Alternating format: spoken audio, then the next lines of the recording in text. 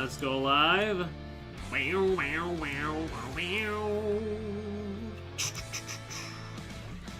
Alright. Wait for the peeps to show up. I'm already clearing shit out. We're doing a rift right now. We're in the Exalted Plains. I've done a few things around here. Just doing a lot of the busy work in between sessions.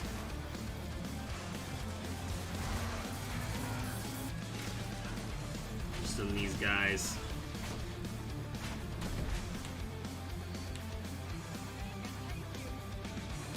What the hell? Oh, fuck. Let's... There's two there. Let's take those two out. Boom! Two less enemies.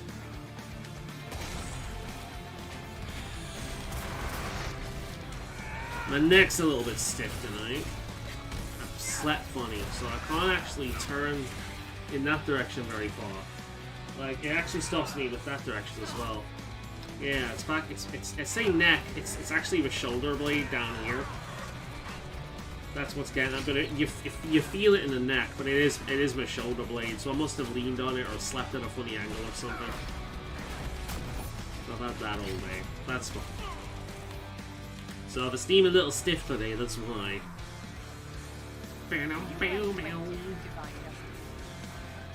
I got a bit of a weird team with us today. We've got two characters with me that I can't fucking stand. We've got Vivian and Sarah.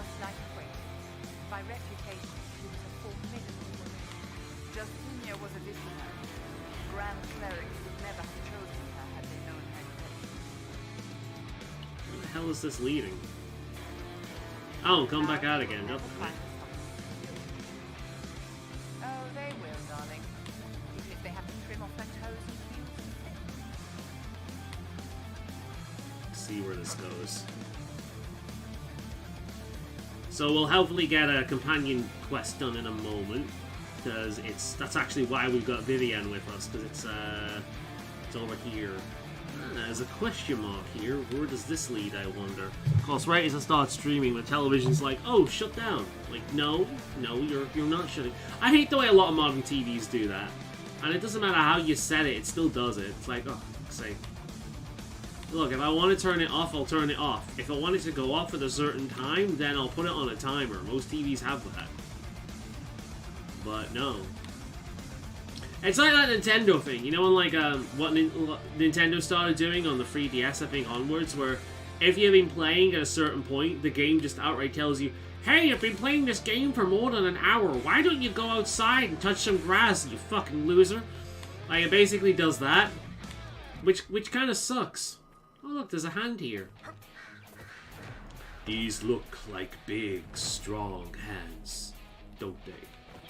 I like how there's just a bush growing there. It's kind of neat.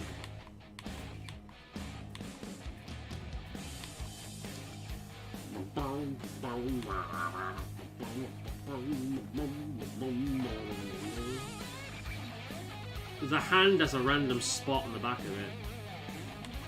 Alright, let's go down here, see what all this is about. A boot. Ooh, fuck. Oh, okay. Oh, look, I can't see dick. Oh god, this is good. Mm. Very nice.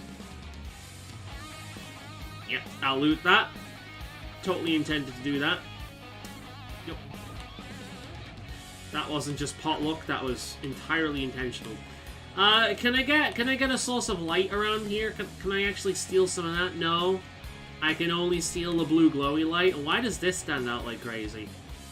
What's with this random floating, like, rock that kind of looks like a little character? Look, it's Mickey Mouse. Hey, Grey Wolf, look, it's Mickey Mouse. Look, there are the ears. There's the face. What the fuck?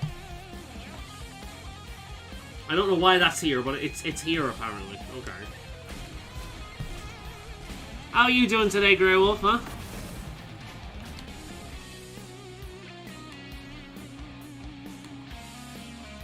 Let's see where this leads. Ooh, book. Gimme. Faolan. That's what it's. That's what I make when I make too much sound. I make a Faolan din. Oh God, no! It's a puzzle. No! No! No!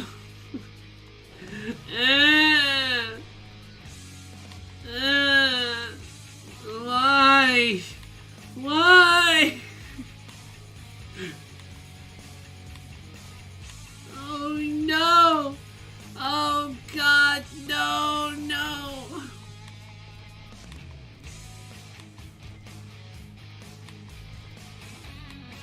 Can I light this? Oh God, it's actually a puzzle, guys. Look, I light the things and things happen. Oh fuck! What happens if I pull this? Oh, I've got to make it shoot the things. Right.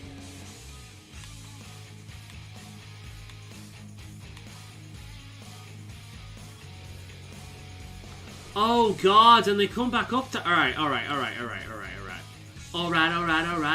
Hey, right, let's, there's one down there. Let's just make it shoot that. It's okay, still enjoying playing No Man's Sky. There's so much since last played it. Just made a base. Yeah, we need to go back to playing Minecraft at some point. They added so much to that. Like, the last... I did try it for the first time in ages, not that long ago. They added axolotls. There are axolotls in the game now. Out of all the animals to add, I mean, I'm not complaining, axolotls are adorable. My mother actually wanted to keep them as pets at one point. I don't know where she was, but she saw them and she came home. And she's like, hey Andrew, what's one of these? It's like, oh, they're salamanders. They're native to Mexico, live in caves. They're endangered though, because people keep them as pets. It's like, oh, I want them as pets. I was like, really? So we looked into them a bit, and she eventually decided against it. Because she thought they were cute because they smile. But yeah, they added axolotls. That actually surprised me. My mother was not the kind of person to find reptiles cute. I'm the reptile guy. My mother liked birds. I'm the reptile guy. Like, I really didn't... I was surprised that she actually found axolotls cute. I suppose they don't actually look like lizards. I played Minecraft last month. It's changed a lot, man. It's changed so much. Do you know what? Wait a minute.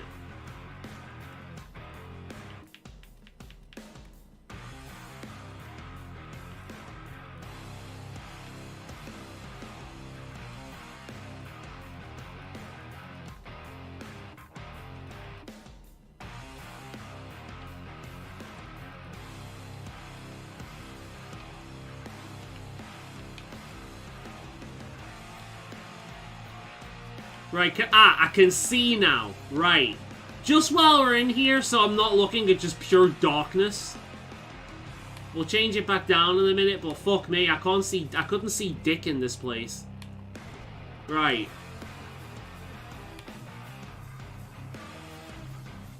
So we need to find out how to lower these things. So let's like that one. Right, I wanna...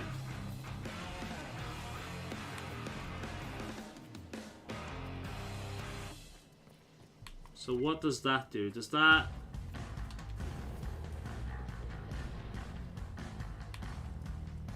Right. Where's the other light then? Surely there's another light. And it's gone up again. Fuck me.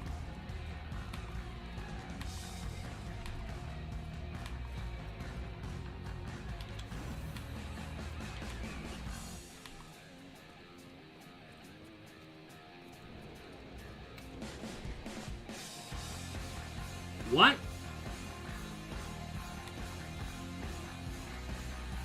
Does this do anything? Oh, this does something.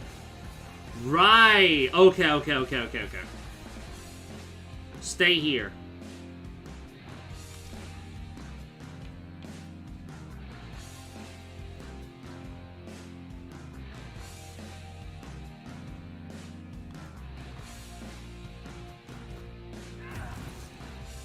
Right, you're gonna stay there. Good. Alright, so that does something. Cassandra! Stay! I hate the tactics shit in this. How do I make it just hold position? There we go. Alright. Stay still.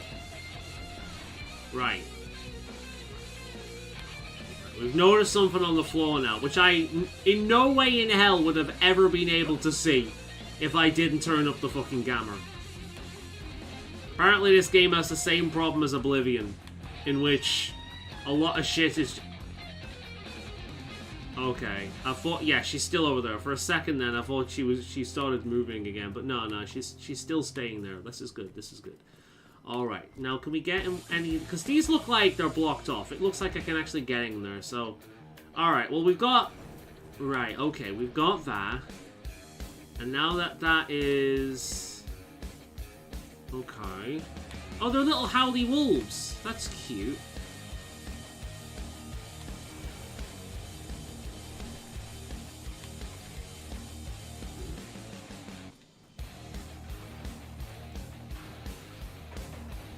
Right, well let's turn it so it shoots that fucker behind it at least.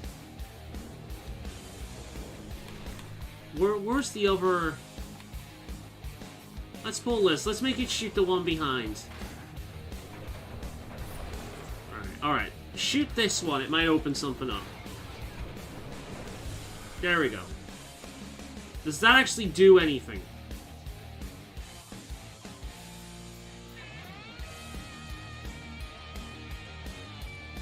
Does it open anything? It looks like there's something there. Yeah, there's definitely something there, so we gotta figure out how to open these fucking things.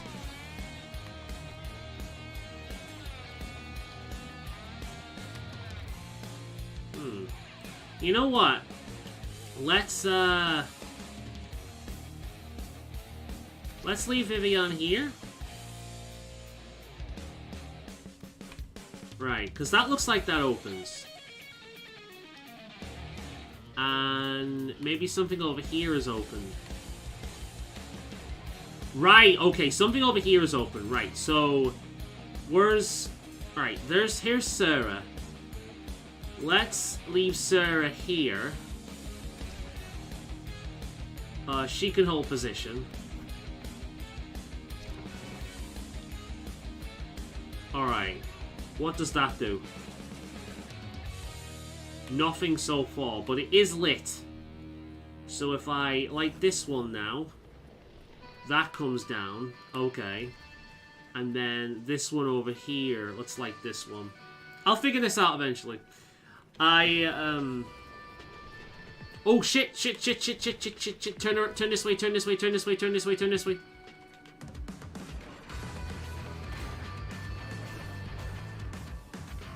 Oh, that controls that. Right.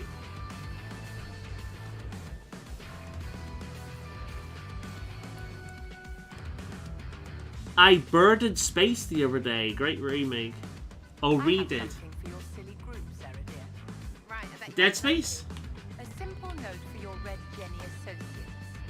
I believe it may point to anonymous holdings of one Lord Samurai. I know him. He's as hard as ice with his people. Indeed, it would be a shame if his involvement in certain activities was revealed. His position at the court. So we hurt a real prick, but you swoop in. We help people, but it helps you more. Try not to write openly, dear. It's ever so demeaning. Fuck you, Fabian. Right, oh shit. No, stay here, stay here, stay here. Right, oh,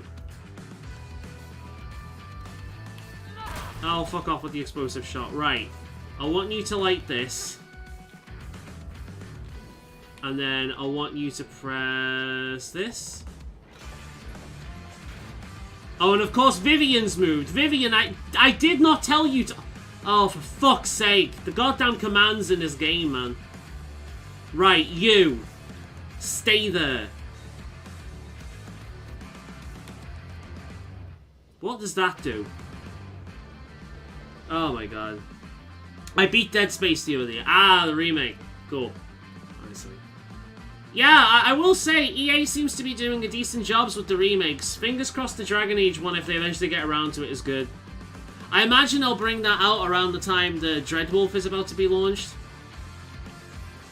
Alright, so everyone has decided to come to me now, have they? Oh my Christ. Right, what does this actually do? Does this do anything? Right, it brings that down and not much else. Fine.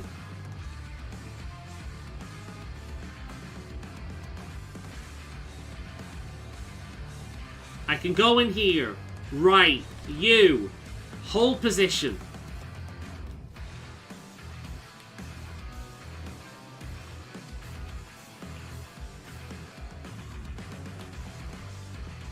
Okay.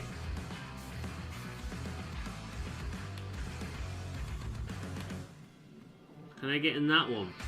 No. Right, well what you could do is you can go here. And you can also hold position. Right, now hopefully everyone stops fucking around. Okay, so Cassandra.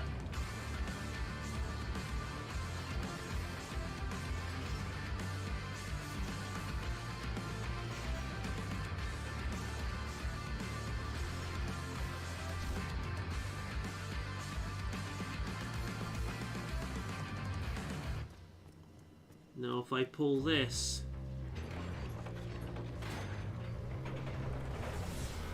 Oh, for...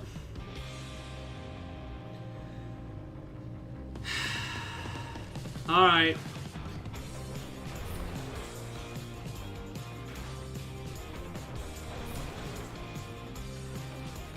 Right, you. Hold position. Let's try this again.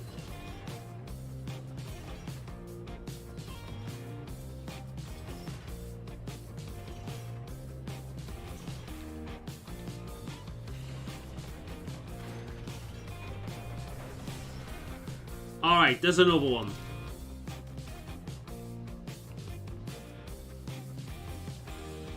Right, we need to figure out that last one now.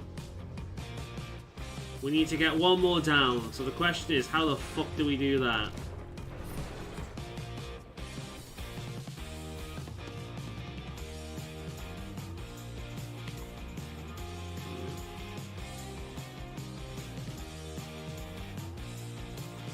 Let's hang out by this one then.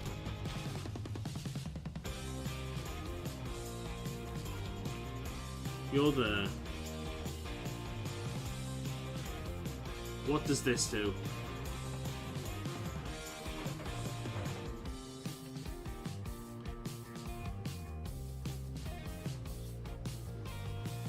I can't figure out what that actually does.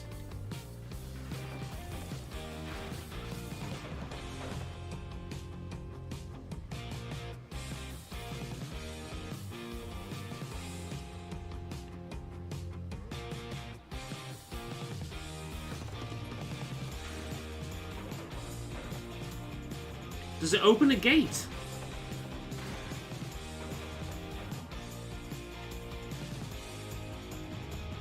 Alright, well what does this do?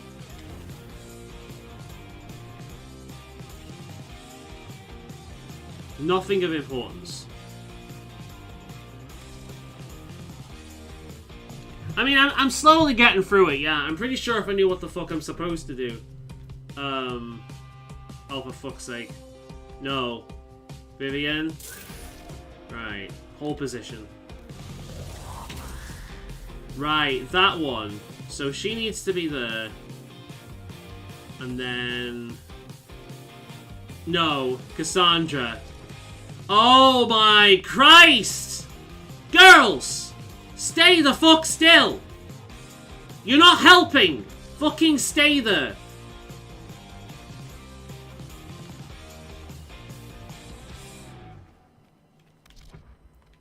When I say stay, hold position, I mean it. You too, Atashi. Jesus Christ. Fucking hell. It's like trying to herd cats.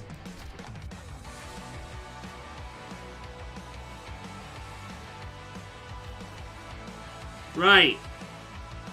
Light. Light.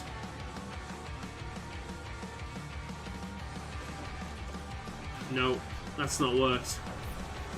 There needs to be another one. Maybe all three of the lights control that one.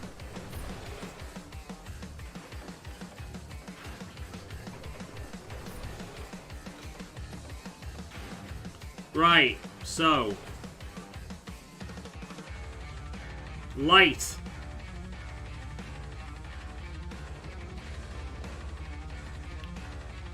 Light. Light. Hurry up, hurry up, hurry up, hurry up, hurry up. Hey! Did that actually do anything? Oh, shit!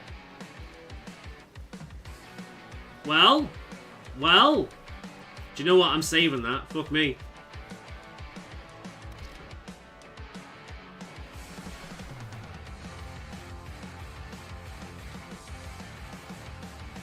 Alright.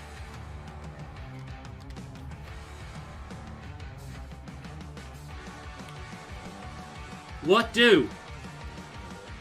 What do?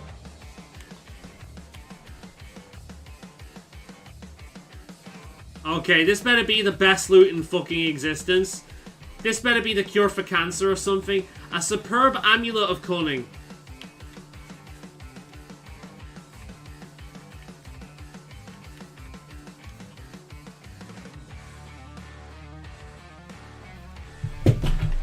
Fuck this game! Fuck this game! What a waste of fucking time. Jesus effing Christ. Fuck puzzles. Holy goddamn shit, I would have wasted less time stabbing myself with a penknife. What the fuck?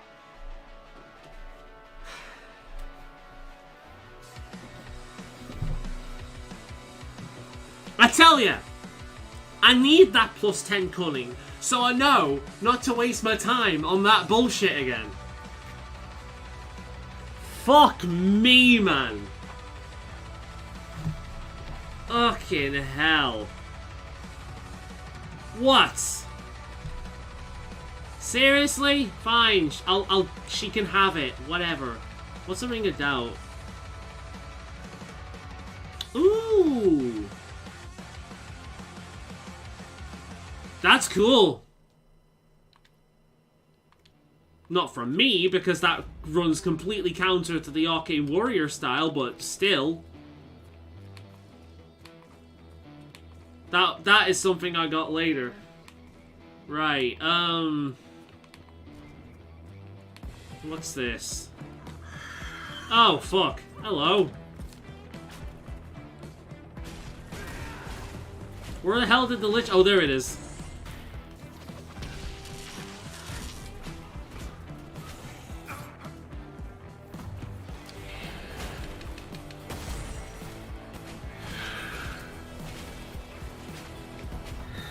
Alright, well at least there's more back here than a fucking amulet.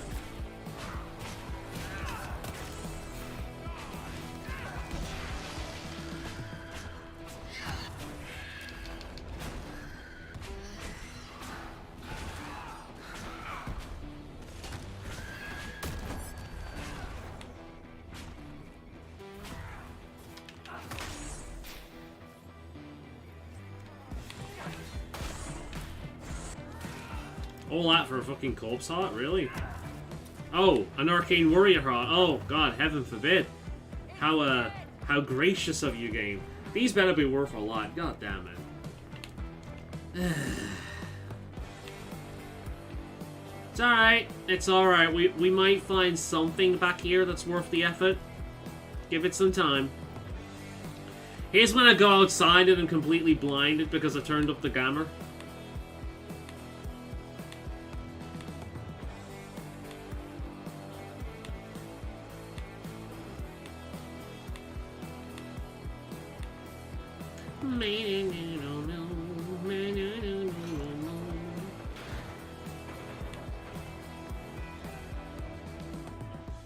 Yeah, that's too bright now.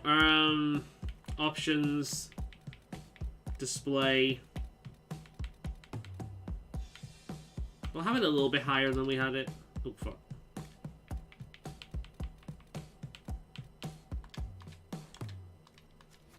Alright. A rogue Templar.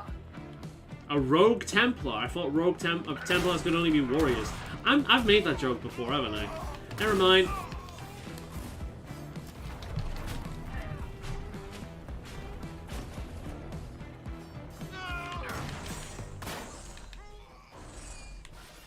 Sad that it came to this. I've been looking at the trophies on No Man's Sky and PS5. There's one you beat the whole game with getting killed. Or without getting killed, I'm assuming. That'll be fun to do when I beat the story. There is no story I did last time I did this game. Yeah, I remember the game was just so fucking bare bones. No Man's Sky is like one of the best video game comeback stories imaginable. They really have improved that game. It's still not the kind of game I personally get into, because it's just pure sci-fi adventure, and like I get lost in fantasy, not really sci-fi, but still, I'm happy for the people who own the game that it's improved. So, yeah.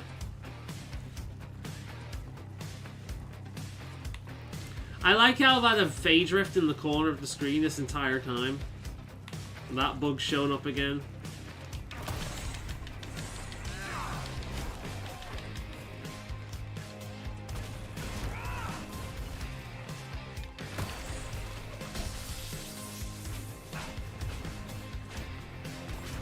But yeah, it was super bare bones last time when it came out.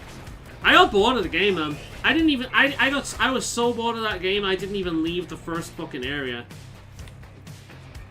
Just the whole concept of it just did nothing for me. But it has like upgraded a lot from since then, which is nice to see.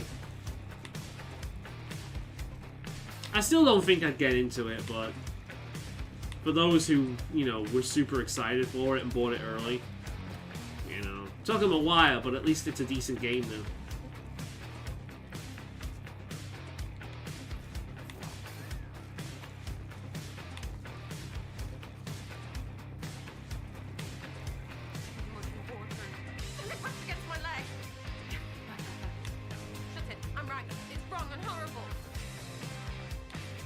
Shut up, Sarah. Right, oh, we got another rift up here. We got something, a broken dog? Oh no, a doggy! Let's go save the dog. I don't know what a broken dog is, but if it's broken, we're saving it. Is it one of those statues? It's one of those statues, isn't it?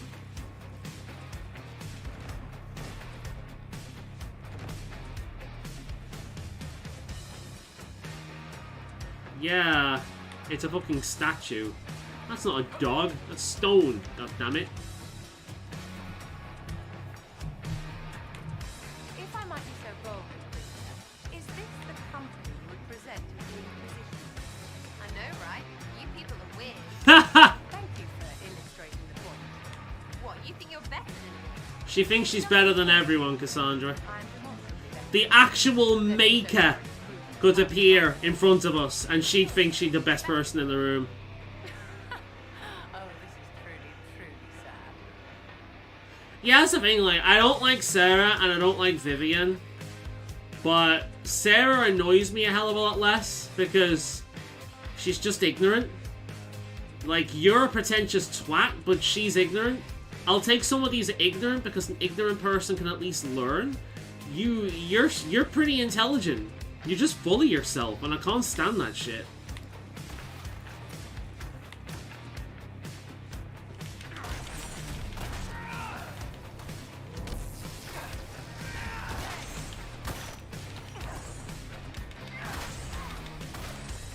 I just want to spam that attack.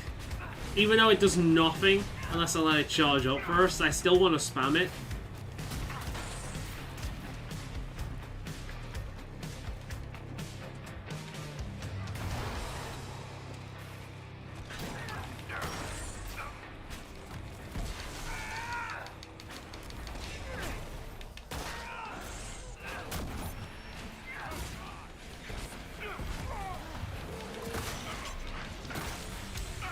So yeah, I don't know whether you saw the video I uploaded, prior to the stream go up, but I'm actually going to make changes to how I do this series.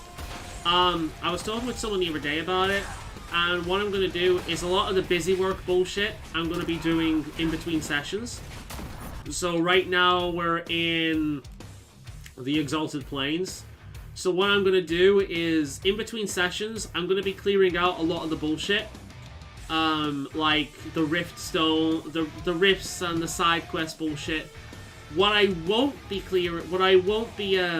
doing off stream, what I will be saving for the streams are things like dragon fights, main story stuff, and companion quest hand-ins, or companion quest stuff in general. Now, that being said, I would do some companion quest stuff, like the ones where you just walk around, like, killing certain enemies and then going back to them. But I wouldn't do the bit where you actually go back to the companion afterwards. Because at least doing it this way, I cut out a lot of the fat. So when I'm streaming, it's more of the interesting stuff. Now, I will still be doing the bullshit like I am doing now. But, it's just gonna cut out a lot of it and, you know, just basically save a lot of time and hopefully make the streams a little bit more interesting in the long run. Because, you know, you don't really need to see me clearing out every single fucking rift or collecting shards and shit like that. Nobody needs to see that shit. So, yeah. That's going to be the goal anyway. I'll probably dedicate some time each day, get through a bit of it.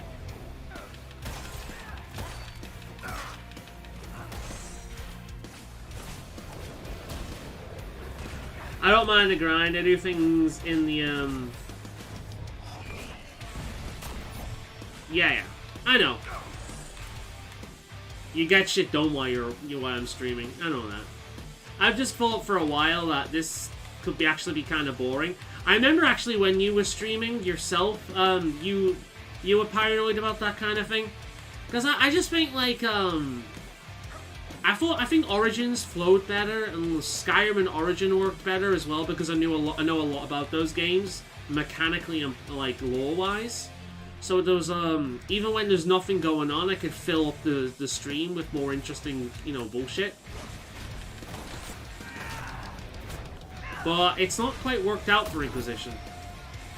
So I'm looking forward to getting I'm looking forward to getting to the main quest stuff, and I'm also looking forward to moving on to the horror game, because that's gonna be a fun one. Because I'm gonna do a blind playthrough. You know what I mean? I'm gonna be blind, and I'll turn off the lights except the studio light as well, and I'll because, like, I've said this before, in fact, the sole reason why we decided to do that in the first place, a horror game, was because I scare easily in video games.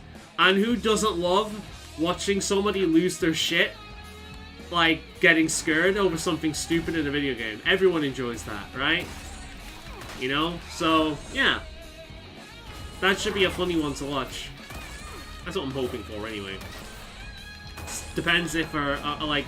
That's the thing, like, I've not played a horror game in a long time, unless you count something like the Soul series. So who knows? The problem with my stream is I turned it into a guide. It's like, a little bit of that isn't a bad idea. I do a little bit of that. Like, you notice me do a little bit of that in both Oblivion and Skyrim, where I talked about, like, tips and whatnot as I was going. But it wasn't really a guide, so, yeah. But mentioning tips and, you know, things like that, I think that's a pretty nice little extra. Especially if you know a lot about the game you want to share with people. This is the guy we're looking for.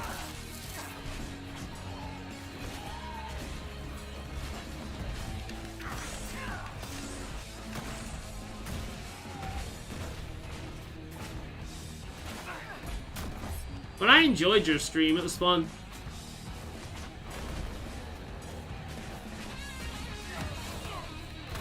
I've noticed the latency is super fast tonight, you're responding super fast. For some strange reason, yeah, it's faster today, and I don't know why. I've not changed any settings. Oh shit, there's a dragon over there. Look at that. We do not have the right team for that. Right. Although, our only weak link is really Sarah. We could do that. Don't... Oh, okay. Sarah is really our only weak link. Vivian's good. Cassandra's good. It's just Sarah. We could do that. Where'd it going?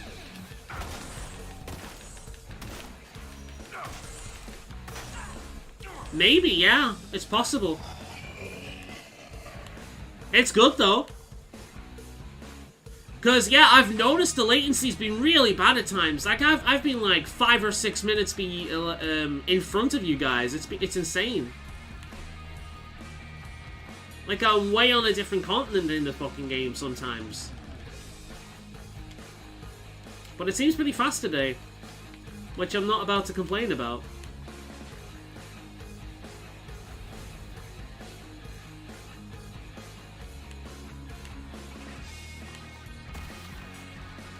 If I turn a bit weird as well, I slept funny last night, I think. I've got a bit of like a stiff shoulder blade. So I can only like turn my head like that before it starts to hurt. Or in like that direction. I've got very limited movement. So you might notice me move my head a little bit more. Or my whole body. There's hardly any delay, I've been timing it. That's awesome! I hope it stays like this. That's so much better. It's like, I like slow chats and whatnot when you come to big streams, because at a certain point when a streamer is a certain size, the chat is pointless, because it's just this constant stream of words, and it's absolutely pointless trying to keep up with it. But the benefit of being a small streamer is you can actually chat with the, you know, the people in your goddamn chat, and the people in the chat can talk with each other. It's actually readable. This I've been less than a second. God damn. That's good, man. That's really good. I'm really happy with that. I'm hoping that's the norm. Oh, shit! I tell you what's been installed around here recently. I noticed it a few weeks back when I was walking the dogs. It looks like a 5G tower. So, I don't know, maybe something to do with that? Yeah, there's one around here now. So, because the thing is, like, the internet around here has been kind of finicky for a while. Still better than in other places in the world, but around here it's been kind of finicky. That being said, I'm with Vodafone currently, and they've been a hell of a lot better than BT. That's the dragon again. They've been a hell of a lot better than BT. BT would go, like, the connection would go once every, like, 2-3 weeks. And it would be off the majority of the day, and it would go off and on and off and on and off and on and on. Oh, God. Oh, you know what? I'm just... Oh, no, don't follow me! No, no, no, no. Alright, follow me this way. Catch up. There we are. Fucking hell. Right, that's a dragon over there. Let's see if we can kill it. Yeah, maybe it is that. So, fingers crossed, like, with something like that installed, things would run a little bit better. Alright, let's take another dwoggin. Let's go!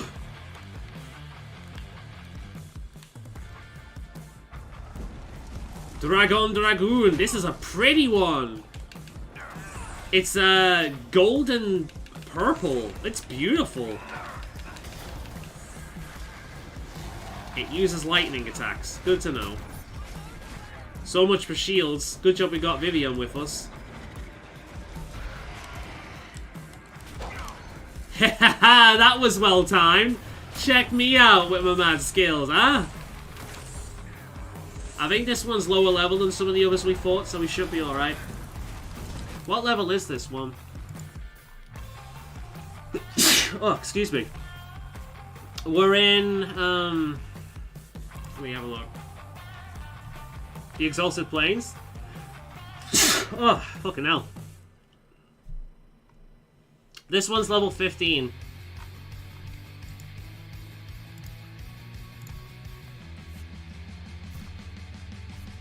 Oh, there's a thing back there as well. Nice. Thank you very much.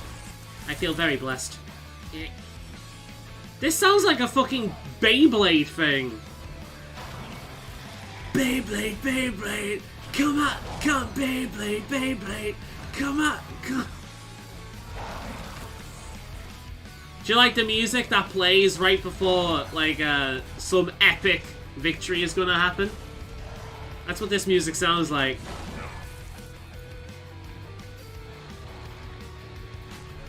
Speeding of sound at the speed of sound, gonna let it rip, it's the way of life. To get them up again, let's Beyblade! Man, have you seen Beyblades these days? I'm really sorry I didn't keep my old Beyblades. The new ones are shit. Like, the old Beyblades could actually do some fucking damage. But these new ones are just weak crap. Health and safety gone mad, I tell you. Beyblade. Beyblade.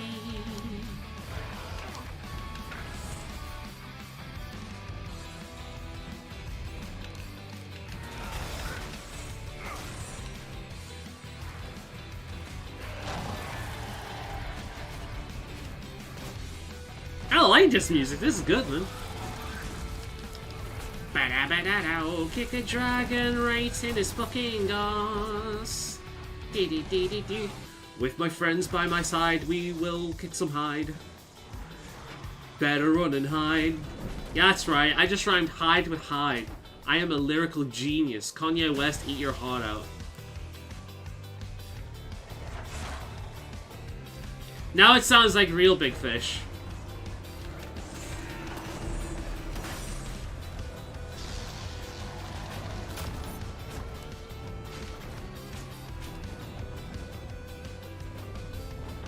Get back here, you prick! We're not done fighting yet!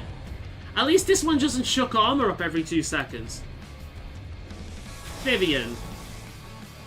Oh, now it's back to sound like Beyblade. Beyblade. Come on, Beyblade. It's been years since I watched Beyblade, I can't remember the lyrics. It was the guy with the big turtle, the blonde kid. That's the one I remember. I think that's the one I had, actually. I like the big turtle. The main guy had like a white tiger. It's coming back to me now.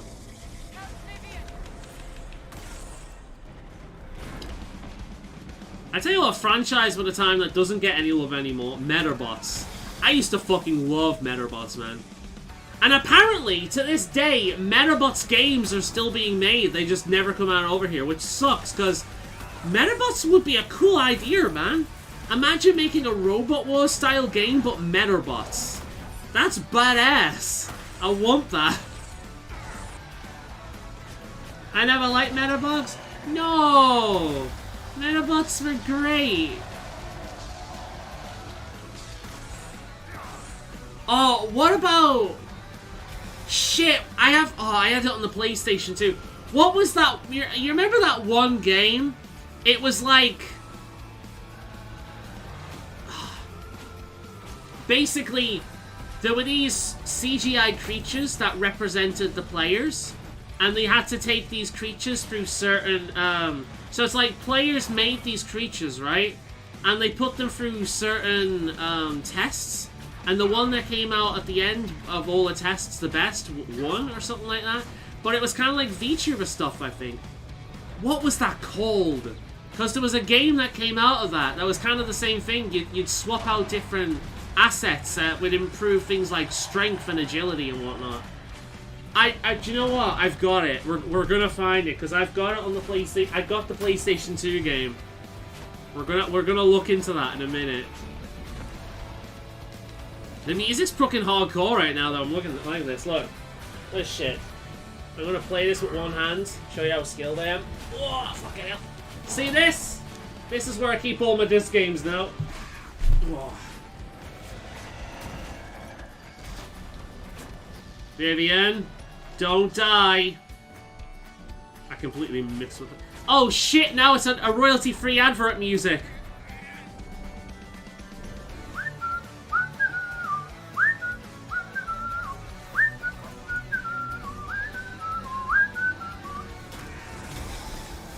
Again, this is anime music.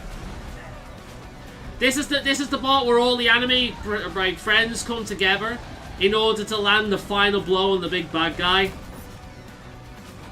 That's his music. Wow, wow.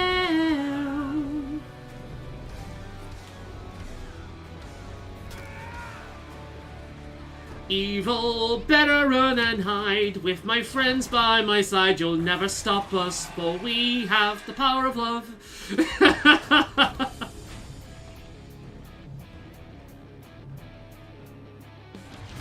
This sounds like some Sonic shit.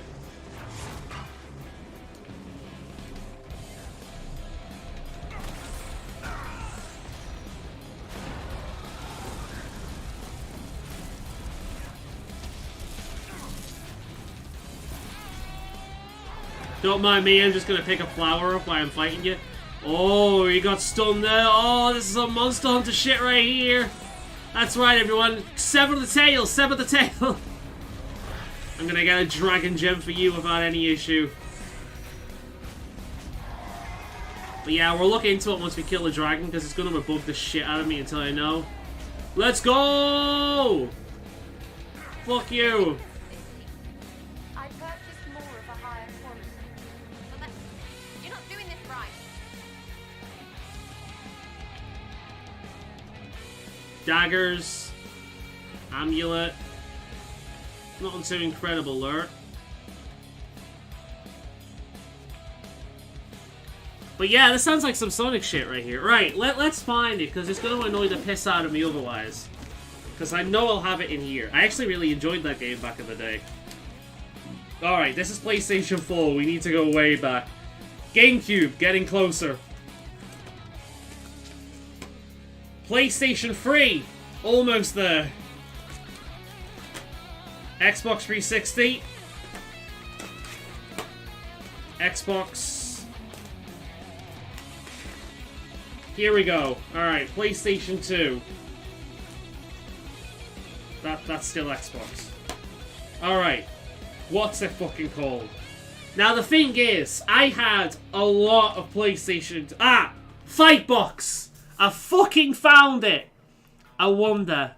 Wait a minute. We're watching this shit. Right. Wait a minute. Fightbox. This was a thing that I used to watch. VTubers. Pay attention. We need more of this. Alright. You want to watch the absolute pinnacle of goddamn CGI entertainment? VTubers before there were VTubers? Oh my god. Whoa, they have every episode! There's 20 episodes until I know what I'm watching. Right, wait a minute. Wait a minute. We have to do this for research purposes, right? Add window capture. Alright.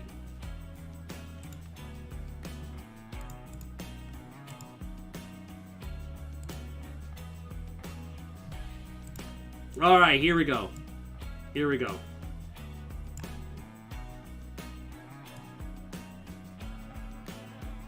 That'll do. That'll do. Okay. Ready for this. Let's mute it, because we don't need to hear it. I think this was a BBC show. Here we go. Look at this. Look at these guys. Alright, which one of these creatures do you think's gonna survive? Look at this. It's the Hunger Games. It's like... What you call it? Fucking... Oh shit, what's the name of that thing? Fortnite? Look at this shit. Oh no, he fell off the side. He's lost. Fuck you. 3 of them left now. Which one of these Hellspawn is gonna survive? He's trying to get in, but it's not working. We've got Rockman versus some kind of reptilian, not reptilian, like weird alien creature. I mean, I suppose they're all weird. What the? What? I thought. Wait, you can get back in? Huh?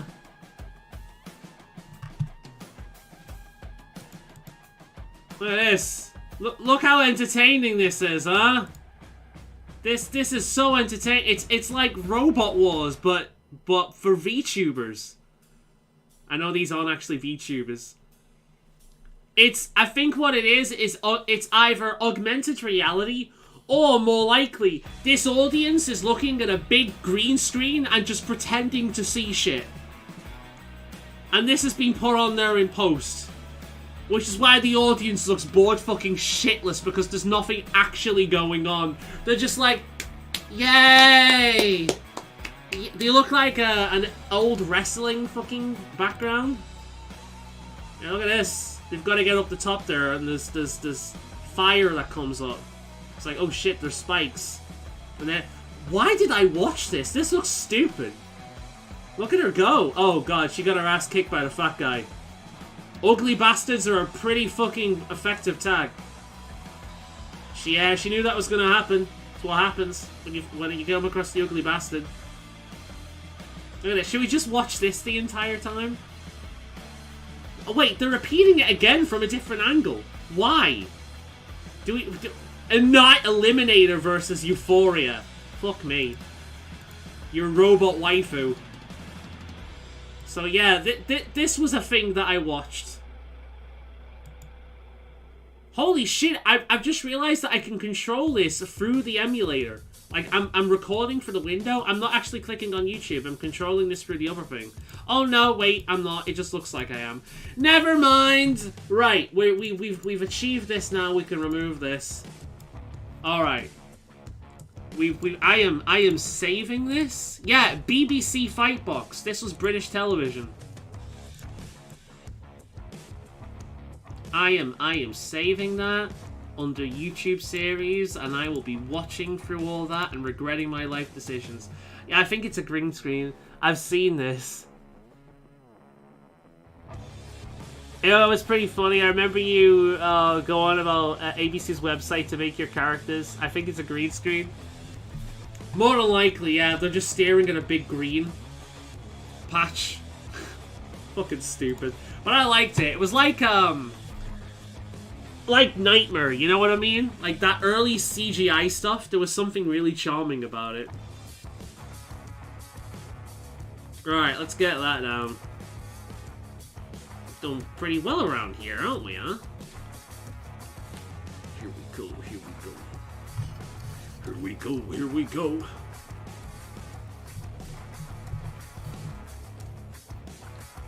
Nightmare is amazing. Yeah. I honestly think Nightmare is probably one of the best kid shows ever made. I love it. The thing is, that would never be able to be made again. Because it's one of those things where technology is too good now, where it would lose all of its charm if they tried to redo it. Because part of its charm was how fucking jank it was. Including the actors. Not just the CGI, but the actors and the effects and everything. It was so jank. It's unbelievable. And it would lose all of its charm if they tried to, like, do it again. You just couldn't.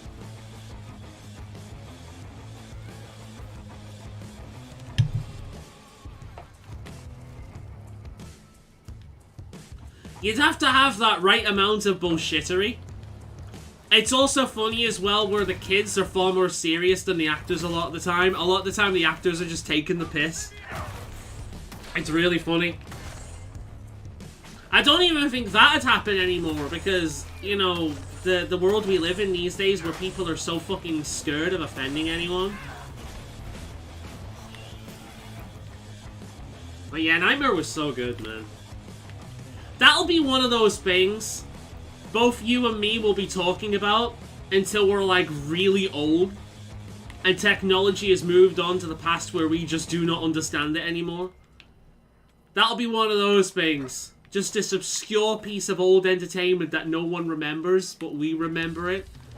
And then when we go, that's it. It's lost to history.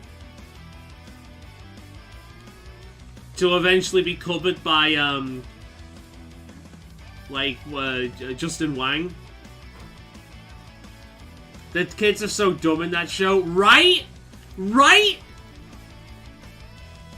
I mean, I'm a fucking idiot, especially when it comes to math and whatnot, but... Oh, dude.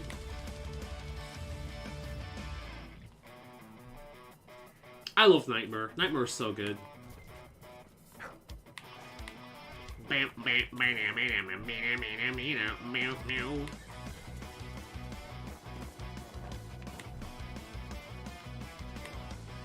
Something tells me I'm not actually supposed to be up here, but I'm getting no invisible walls, so fuck it, I'm going with it.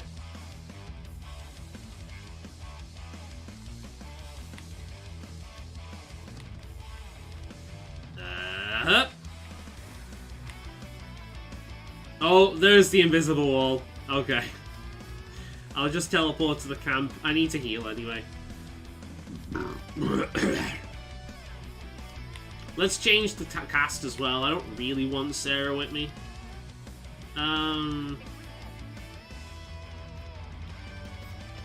We'll have Cassandra with us. We've not actually used Bull for a while. We'll have Bull with us. And we'll use Varric. Yeah, I can be the mage. Oh, fuck.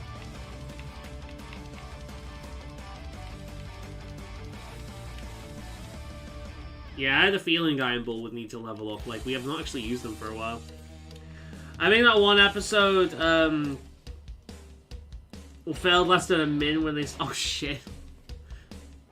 Do you know what was also good back in the day? Takeshi's Castle. I've seen people win twice at that game.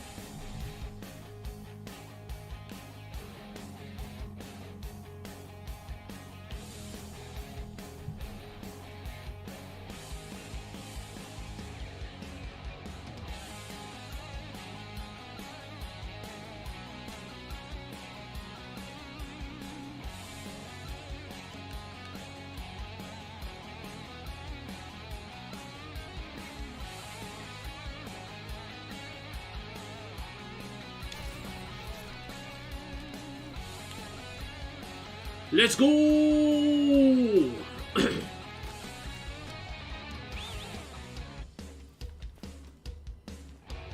I think there are only two teams that won it. Yeah, like, I watched that show religiously. And to this day, there are people that I tell that to where it's like, I don't believe you, no one's ever won that. It's like, no, I watched that show every single time it was on, dude. Like, people won. It didn't happen often, but people won. But yeah, I remember seeing it. I fucking screamed when it happened, man. I was like, holy shit, they actually beat him! Ah, fuck you, Takeshi!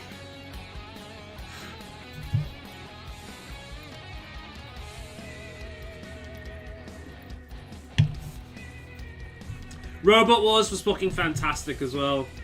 I tell you what, that one thing that does need to come back in video game form, it's Robot Wars.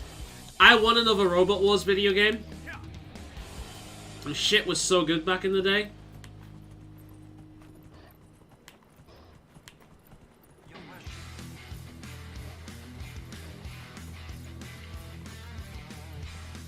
The problem with fucking Robot Wars is people eventually very quickly figured out that the best way to win was to have a robot that worked regardless of whether it was flipped and have a flipper. So eventually it just turned it into nothing but like a bunch of robots that did the same thing and just flipped each other around. It kind of sucked.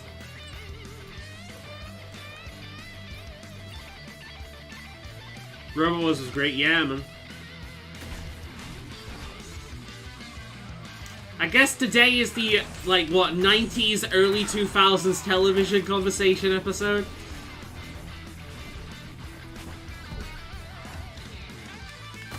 God damn, this music's good! Holy balls! I am saving this playlist. Holy shit, this is a good one. Ha ha ha ha! Fuck you, bitch! You missed. The club that still do Robot Wars once a year. That's awesome. Yeah, I'm pretty sure I heard about that. It's still going. It's just not televised anymore. That's still cool though. I imagine like the tech has really improved over the years. I'd love to see it now. Yeah, I'm actually saving this playlist. This is a really good one. It's almost over actually. Let me link this one on the stream. This has been a really good one.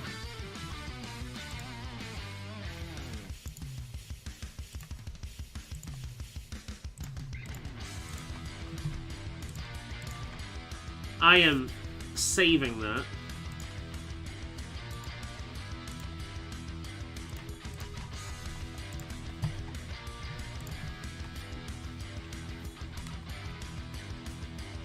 Hey there, Zephyr. How you doing, man? You've not long missed us kicking a dragon arse. I'm watching an old show from our childhood. Fight Box by BBC. Good shit. We've been talking about a bunch of shows we used to watch when we were kids. Beyblade, Fightbox, Robot Wars, Nightmare. Does Iron Bull have his charging bull ability? Possibly. Is the cure some kind of big secret? Doesn't look like it. Kunari I've met will explain it even slightly. It's not a secret. It's just too big for a quick chat. Tell me about the cube is like saying tell me about economics. Most Kunari know just enough to get by. It's like blind dwarves trying to figure out a dragon by touch. Only the priests really have the whole picture. And they spend their whole lives figuring that crap out. Well, I'll leave them to it then. Varric speaking with Iron Bull about the Qun is very interesting, actually, because if there's one thing we learned from Dragon Age 2 is Varric does not like the Qun. And it makes sense because it runs completely counter to his kind of outlook on life. Varric is very freedom first, he's very chaotic. Whereas the Qun is the exact opposite of that. Like, Varric versus the Qun is literally the D&D argument of lawful good versus, like... Sorry, is the lawful neutral versus chaotic neutral, I suppose.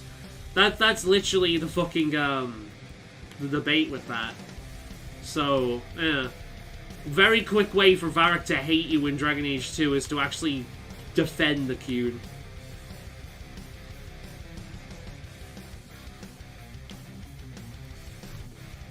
I use it to travel faster through an enormously vast space of the game. I never even thought about that.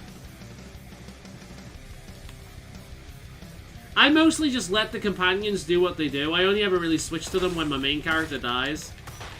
But again, I've never played on a difficulty that required me to do it.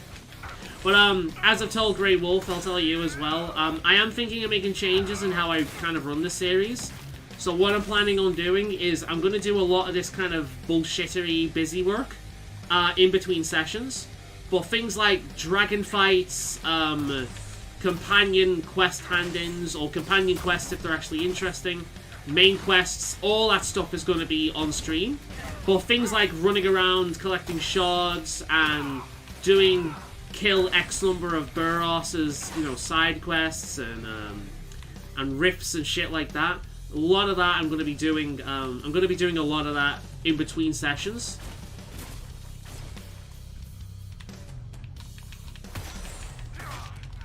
So obviously there'll still be some of that in the sessions, like what's going on right now. However, it will not be strictly, limited to the sessions. I'll be doing a lot of the side bullshit on the side, just so we clear up a lot of the fat.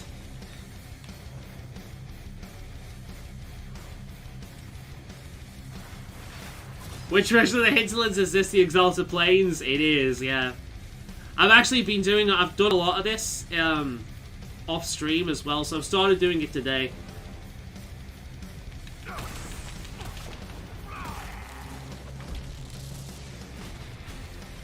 The Qun with all its restrictions must remind Varric of heavily dwarven traditions, which are also strict. That is a very good point. I didn't even think of that, but you're right.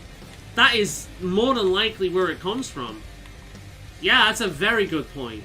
Varric hates his dwarven culture because it's all a bunch of tradition bullshit that people follow purely because their ancestors did. There's no thought, there's very little individual independent thought in dwarven society. It's all, we've always done it this way, so we'll continue to do it this way.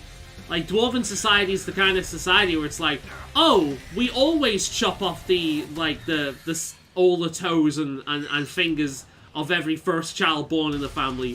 Why would we stop doing that? It makes no sense. We should keep doing it because we've always done it. You know what I mean? Dwarven society is that kind of society. It's just fucking stupid. Kind of why I don't like the dwarves in this game, in this series, which I mentioned in Origins. So yeah, like, it's very similar to that. Very good point.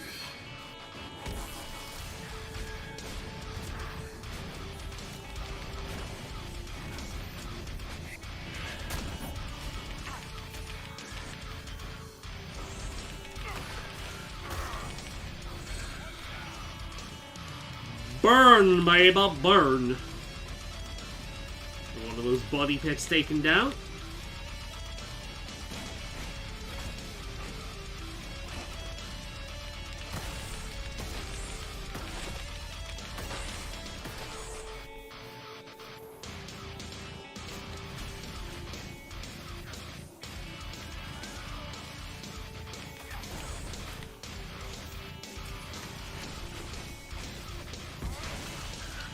Yeah, the dwarves are always the sore eye in the epilogues, especially if you choose Harrowmount.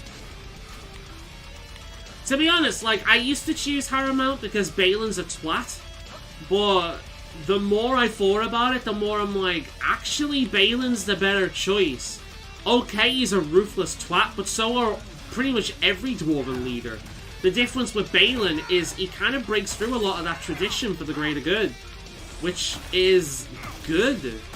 Like, Harrowmount is just another one of those fucking dwarven leaders that doesn't give a fuck. He's just following what came before him. There's no consideration or thought put into anything. He's just, oh, hey, this is how it's always been, so this is how it will always be. You know? Not that change is inherently good, because it's not. You know, a lot of people are adverse to change, because a lot of the time, change is pushed purely for profit. More than anything, because it makes it easier for some certain, like, you know, for some very privileged person. That's a lot of the time where change comes from. Change isn't inherently a good thing, but it's not inherently a bad thing either. You know, if I see change and like, oh, this is a good thing, I'm gonna embrace it completely. I'm gonna embrace it, like, entirely. But if I see change and it's like, oh, this is actually gonna ruin shit, I'm like, nah, I will refuse it. I'll also refuse change if it means I've got to learn a bunch of shit and I'm so used to the way I'm doing things. And that's a lot of the case with technology. It was like, why would I need to use this new fangled way of doing things when I've been doing it perfectly fucking fine this way for so many years? Now, if it works better for other people to start off that way, then fucking fantastic. They should learn how to do it this new way. But if I'm perfectly competent whilst doing it my old-fashioned way, then I'm going to stick to it, you know what I mean? I just bailed on my first playthrough, but I had no idea of Dwarven Noble Origin. See, that was the thing, like, the last time I played the Dwarven Origin, I did actually choose Balin. Because even then, like, I'm like, I want the best for my people. And whilst this guy's a twat, he's better than Harrowmount. So, because, like, he wouldn't have chosen Balin at first, but he's actually been on the surface, and he's seen what a lot of these cultures, how a lot of these cultures could actually benefit Dwarven society, so he was like, you know what? The dwarves need to be up here without being punished. We're basically fucking ourselves over by restricting this. So we should be out here, making allies, trading, getting more people to fight the Darkspawn in the Deep Road so our people aren't fucking dying all the goddamn time. That's what we should be doing up here. But no, tradition says we'll fall into the sky or some dumb shit. Well, I'm still here, you know?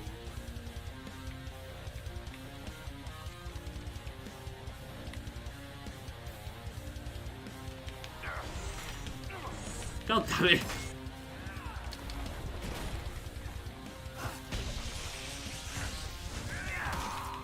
I think on my first playthrough, my choice, I was a Dalish elf archer. I was a ranger, like, you know, with the animal companions, and a bod.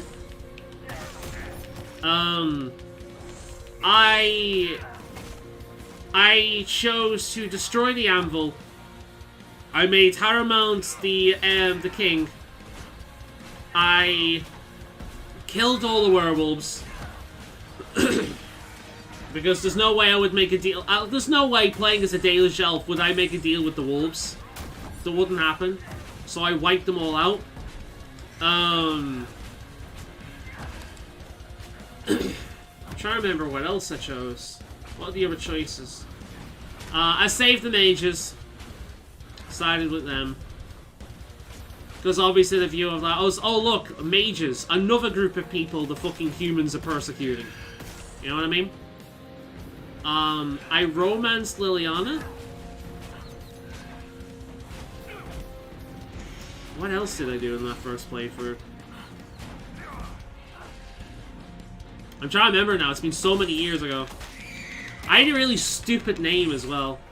Can't remember what it is, but I know I had a real... I'm better at making names these days, but I had a really stupid name back then.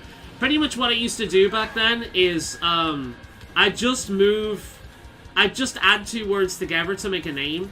So I think, like, my first World of Warcraft character was a Darkspear troll named Shadow Tusk or something like that.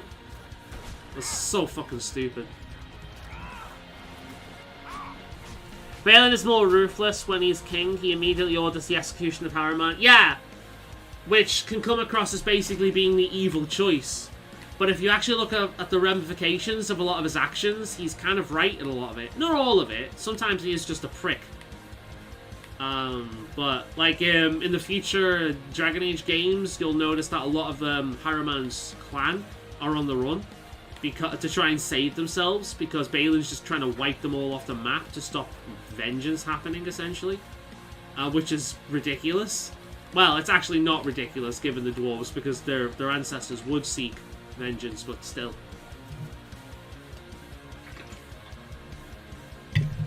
I'm now convinced that the Dalish elf romancing Morrigan is the best way to play. It ties so nicely with all the DLCs. That's an interesting idea. Yeah, I never thought about that. I've never played a male elf in Dragon Age because they can't have beards. I hate playing a male character without a beard. But I never thought of that, yeah. It would actually tie in a lot, wouldn't it? Because Elven history goes into so much of it. And the Alluvian, the Mirror, obviously, Witch Hunter streams a million. No, that's good. I might have to do that at some point. I've never played a male elf in Dragon Age Origins. Imagine a male elf mage choosing the Arcane Warrior background, considering the fact that the Arcane Warrior was an ancient elven technique.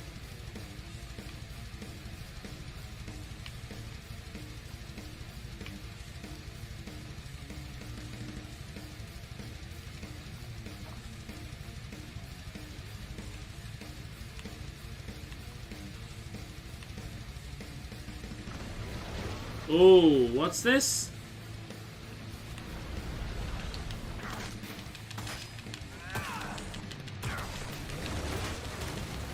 Holy shit! Ah! I'm on fire! I'm on fire! Just because I'm named Itachi doesn't mean I am a fucking fire resistant, goddammit.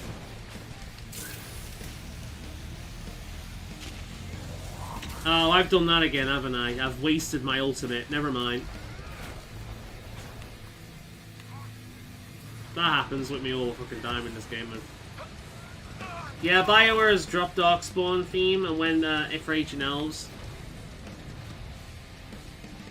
Which, to be honest, makes the most sense. Like, despite the fact that the Darkspawn were the primary kind of focus in the first game, it would make absolutely no sense for every Dragon Age game in order to...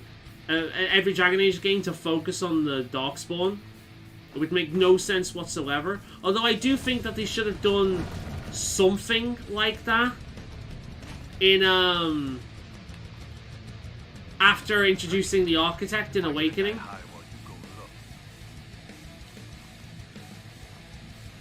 But we couldn't just focus on the Blight all the time. It would make no sense. You'd have each one would have to be set like centuries after the last.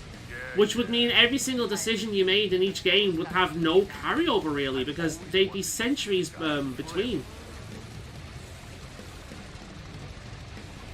So in order to make the game, like your choices in the game, feel impactful whatsoever, they'd need to be more recent than that. So they focused more on political intrigue, like the church and the mages, as well as the mystical stuff being all tied to the elves, which, considering how old the elves are, makes complete sense. So yeah, like, I think the direction they went story-wise makes complete sense. It's the only way it could really go.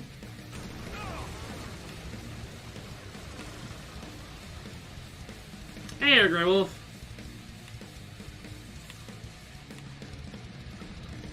Hey there.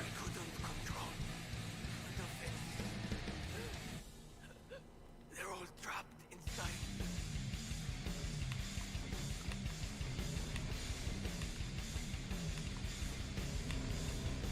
Madness imprisoning me, holding me possessed. Right.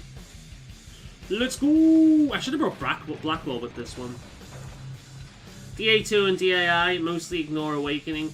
Yeah, Awakening, like, when they made Awakening, they didn't realize that the series would be so successful.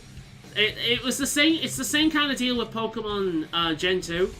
When they made Pokemon Gold and Silver, they thought this was the last strung of Pokemon. They didn't really think Pokemon would continue. So they made Pokemon as kind of like a final sequel, like Gold and Silver. And it was the same thing with Awakening. They made Awakening to kind of like answer a lot of questions, but leave things a little bit open just in case. So when Dragon Age 2 came out, they actually did go into Dragon Age 2 really thinking about the future of the series. And as such, they retconned a lot of, or altered a lot of these story beats in Origins and Awakening, and a lot of it just got completely ignored or, shafted. Because, yeah, like, it wasn't planned to be this big series in the first game. Of course, now when a company makes anything like this, they make it with the intention of it being a giant franchise. But I think back in the day, they were still kind of earnest in the shit they were trying to do. It's probably also why Dragon Age 2 took way too many cues from Mass Effect 2, because Mass Effect 2 was really applauded and rightfully so. But that game also moved away from a lot of RPG elements and became more action-focused. The thing with that is the first game was so kind of janky that like 2 just was an improvement overall. So of course when they made Dragon Age 2, they took a lot of beats from Mass Effect, and as such they removed a lot what actually worked for Origins. But they did that just because it worked for Mass Effect 2. You know what I mean? But obviously Mass Effect and Dragon Age Origins are very different games. Despite both being in the same genre, they're very different games. So it wouldn't work, but, It was around that time, I think, the EA stuff really started to be pushed. So a lot of game integrity kind of went downhill. Such as the whole idea of Dragon Age 2 needing to be finished within, like, what was it, a year or something like that? So yeah, it's a shame.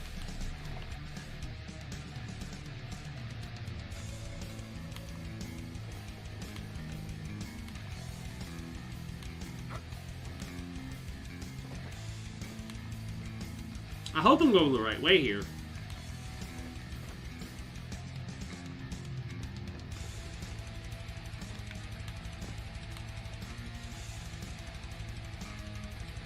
I think this is a story quest. I'm not entirely sure. For the Empire? No, it's just a big Exalted Plains quest. Okay. Well, this is the kind of one that I don't think I would have done separately anyway, so I'm glad I'm doing this one on the stream.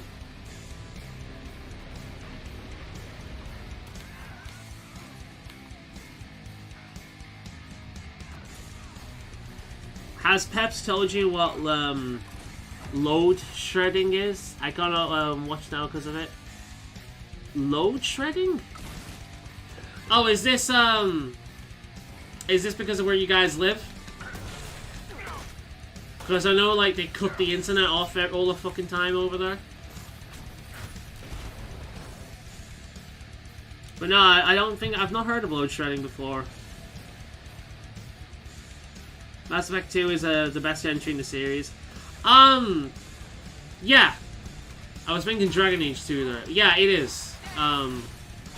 It has the best balance of characters and combat.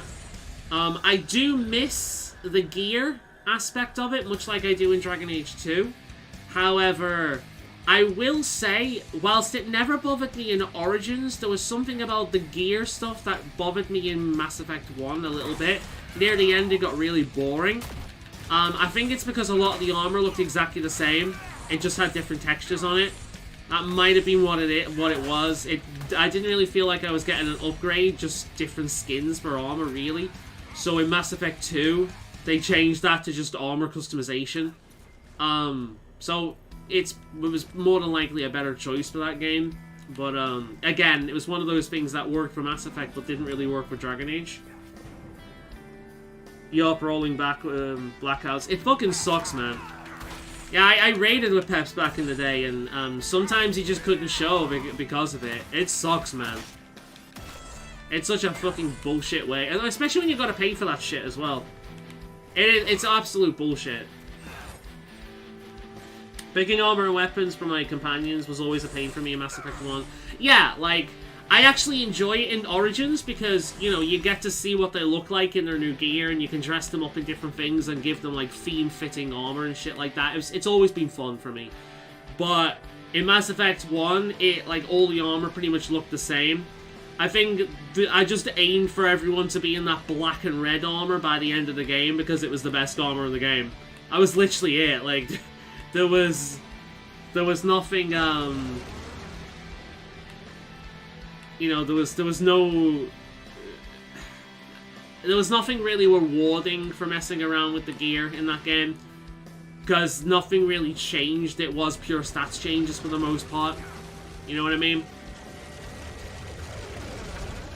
Which is probably why the change didn't bother me that much. Whoa. But yeah, man, don't worry about not being able to watch or anything like that. All these bits get saved in a playlist on the main channel, if you're curious. But don't worry, it's all good. But, yeah, it is bullshit that you guys have to deal with that.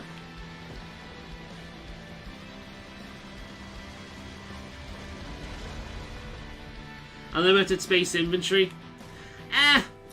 That doesn't bother me too much. I'm kind of used to inventory management. Although when we do have inventory management, I do kind of prefer the Tetris system. A lot of old RPG players will say the same thing. The Tetris system is the best system when it comes to inventory management. It's much easier than weight, because there's a visual element to it. We don't have to kind of, like, use math for the weight. You can, or, you know, the importance of an item. You can typically just look at it and its design tells you. And it's not just the size, there's various elements of its design that tells you, like, okay, this is important, you need to keep this with you. The Tetris system is always the best system when it comes to inventory management, in my opinion. I specifically farmed that red and black armor by abandoning the plot for like an hour to different merchants. That's exactly what I do, yeah. Near the end of the game, when that shows up, yeah, that's what I do.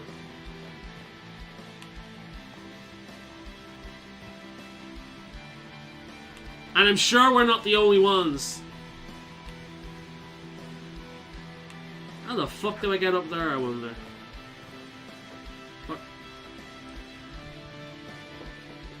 From Peps for Grey Wolf. Oh, that's that Grey Wolf dude, besides obviously him kind of not liking Horn in Monster Hunter Rise, because it actually became so good and popular. A lot of nudes flocked to it. Oh, yeah, Grey Wolf, tell us about your experience with the hunting horn in Monster Hunter Rise, because if I remember correctly, you were a big hunting horn user, and let me tell you, having a hunting horn user on your side is a fucking godsend. So you were a hunting horn user for a while, but you kind of were put off with it in Rise due to it being so fucking unpopular and everyone using it. It kind of lost a lot of its charm for you when that happened, right? I've been talking to Peps about Monster Hunter recently, telling him about like our various experience with the games.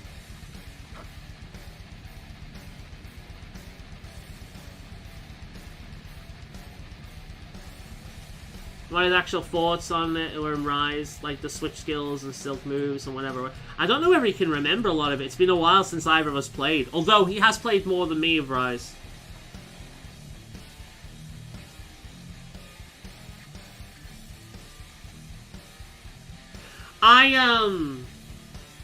Yeah, like longsword is what Grey Wolf used to use. Back when he started playing in 3U, he gravitated towards the longsword. That's what he started using a lot of. And then I think the hunting horn, he picked that up. And yeah, it was great having a hunting horn. I mean, the guy's a musician in real life, so it's like the perfect weapon for him. It became very streamlined and overpowered. That was it, yeah. It didn't have the same rewarding feel for you anymore, right? I love using the insect glaive. Oh yeah, that's what you went to. Guys, I know the longsword was your main weapon for ages. But yeah, the insect glaive became your thing for a bit, didn't it? How the fuck do I get up there? I want to get up there. How? How does one get up?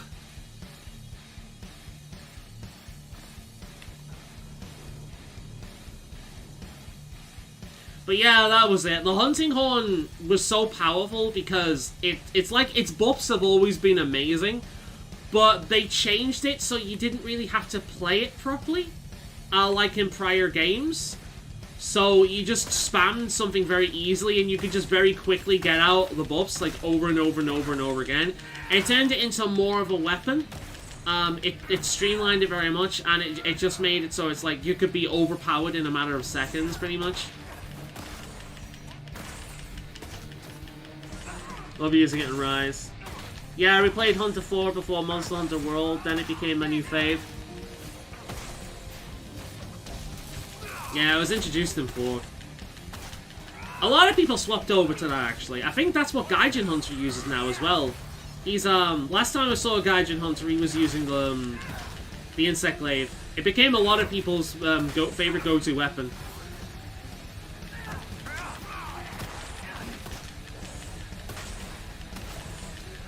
The Insect Glaive has never really been my thing. I don't like fucking around with the bug.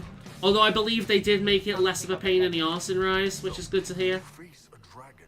Does it get your heart pumping? Do you breathe a bit faster? Feel the blood race? What's the alternative? Relax and let it kill us? No, seriously. I feel no great calling in my blood. Sorry. Iron Bull thought he had a sister in Bloodluster. Goddamn. It's a Switch axe enjoyed in Rise. You and me have very different tastes. Like, as the series went on, like, because, like, I don't like the technical weapons. Also, I'm saying the word like way too much. I don't like the technical weapons. I don't like the Charge Blade. I don't like the Switch axe. I don't like the Gun Lance or the Insect Glaive. I like simple weapons that I can pick up pretty quickly. Only a few moves. Because then I can learn it very effectively. And then I like the fights themselves to be what's interesting in combat, not necessarily the weapon I'm using. The weapon is just a tool. It's the fight that I kind of get off on, not the weapon itself. So the easier a weapon, the more I can focus on the actual fight. Who's there? Don't come any closer. We have swords. We have George! Cassandra, perhaps you best handle this. We are the Inquisition, and this is the Herald of Andrade. The Herald of Andrade. I mean, Princess Brand. Forgive me. it's not very hard to learn, but there's technical aspects of it. it's like the gun lance isn't very hard to learn either, but there's a technical aspect of it that I'd rather just play the lance with. You know what I mean? Because the lance doesn't have that. In some ways, actually, the lance is more complicated of a weapon. It just removes the technical aspect of it. The technical aspect, of course, being the bug.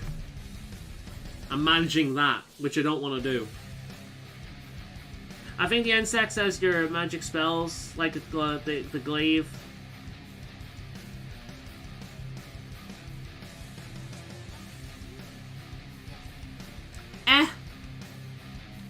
I mean, I don't really need magic spells when I can smash. Like, the dance that I want to go into is charge, smash, roll, sheath. Charge, smash, roll, sheath. Charge, smash, roll, sheath. Especially when I can fucking shoulder bash into a charging monster, stun the fucker, and then go boom, roll, sheath. Mwah. There's no pulvoning around and swinging your stick and then sending the buck back to get a certain buff and then sending him back again to get a certain buff. And now that you've got the buffs, do all this thing. I mean, not that I'm saying it's bad. Like, it's people just have different tastes, you know? And play, like, that's the glory of Monster Hunter. All the weapons are viable. None of them are bad. And because they're all so varied, everyone can find one that appeals to them. So, but for me, I like simple. Very, very simple. Without any technical aspects that I need to fuck around with. Is that depending on the game, though? Is the DS like mid-range heavy weapon, or is like the main serpent sword?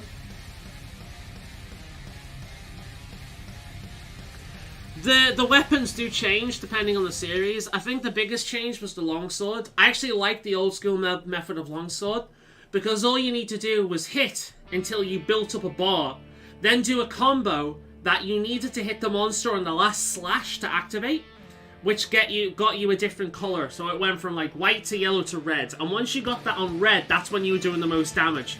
And so long as you kept that combo up, you were golden.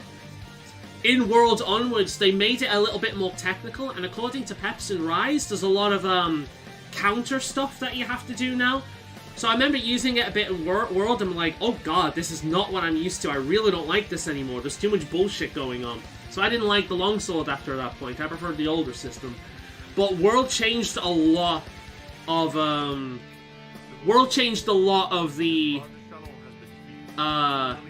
weapons. A lot of the weapons went through vast changes. I think the one that went through the least changes is probably the greatsword. They did add the shoulder bash, which really did, like, it's such a simple addition. All you do is shoulder bash, but what that is that's a way to like basically brute force through damage. So if you time it right, you can actually like shoulder bash through roars and through beams and through charges and through like any fucking attack you can imagine. Which is fucking amazing because it keeps that momentum up. Like, people say the greatsword is a slow weapon, but it's not. It's a weapon that requires knowledge of the monster. And if you know what the monster's going to do, it's actually a very fast-paced weapon. At least it feels that way. And that's one of the things I like about the greatsword. It never really changes. The biggest change it got was when they introduced charge to it. Because in the beginning, you just kind of swung it around. But they introduced charge to it, and that completely changed how you play.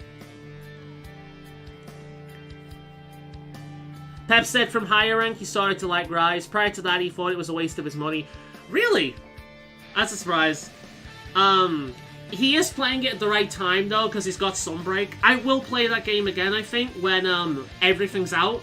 If there's like an all-inclusive version with all the DLC, all the micro DLC and all the expansion shit, I'll buy that, and it'll probably be worth the money at that point.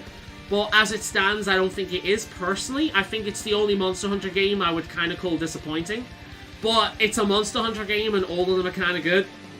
It's the Tales of Earthsea, if you've seen that from Studio Ghibli. It's the Tales of Earthsea of Monster Hunter games. But again, that's why I like the greatsword, because when it does change, it doesn't really change much. A lot of weapons got vast changes. The guns were actually felt impactful in World. The hammer got some crazy new sonic move.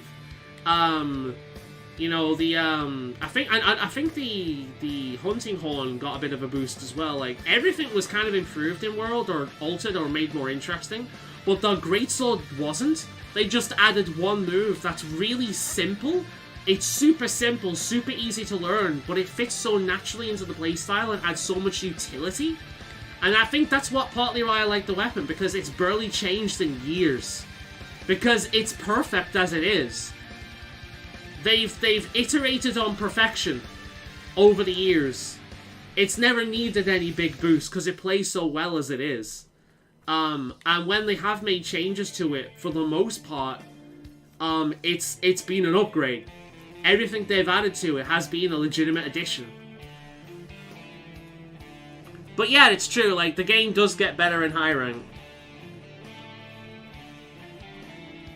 It's a very streamlined experience. That's kind of the issue. So it's not until you get to high rank where anything you do really feels impactful, which is a difference between that game and, say, the older ones. At least older ones like 3U, 4U, and Gen. I think before then, some of the really old games in the series had a lot of fluff. So, like, the first few hunter ranks are a lot of bullshit, typically speaking. You're just going out there farming mushrooms and herbs and shit like that. And that's something a lot of the later games kind of axed. I think Rise axed a little bit too much, though. A lot of people are happy with it, though. There seems to be more people happy with Rise than they were World, which kind of annoys me. But, you know.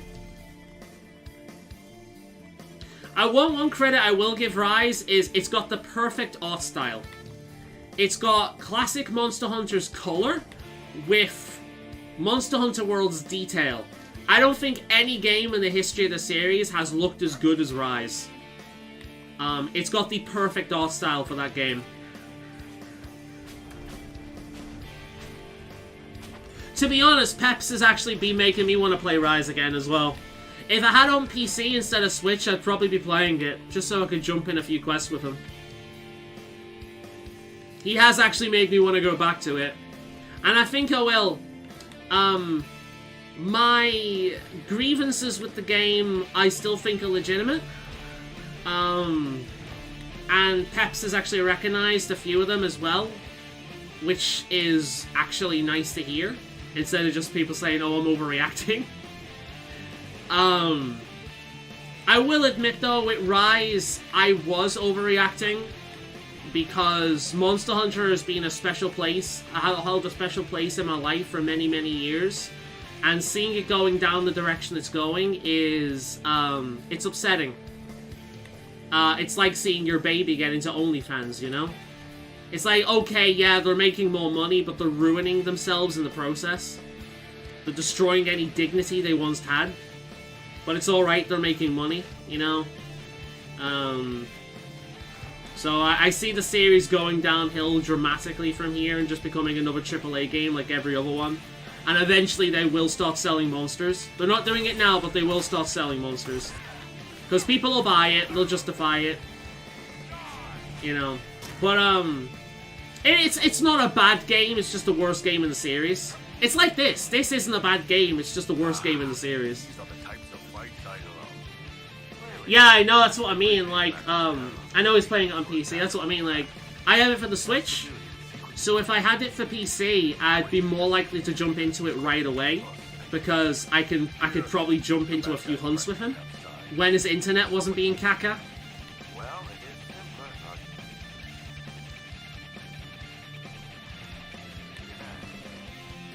But no, I am going to go back to it. My current gaming plan right now is I want to play through the Pokemon games. I'm on Oras right now, Mega Ribbon Alpha Sapphire. After that, I'll be going up onto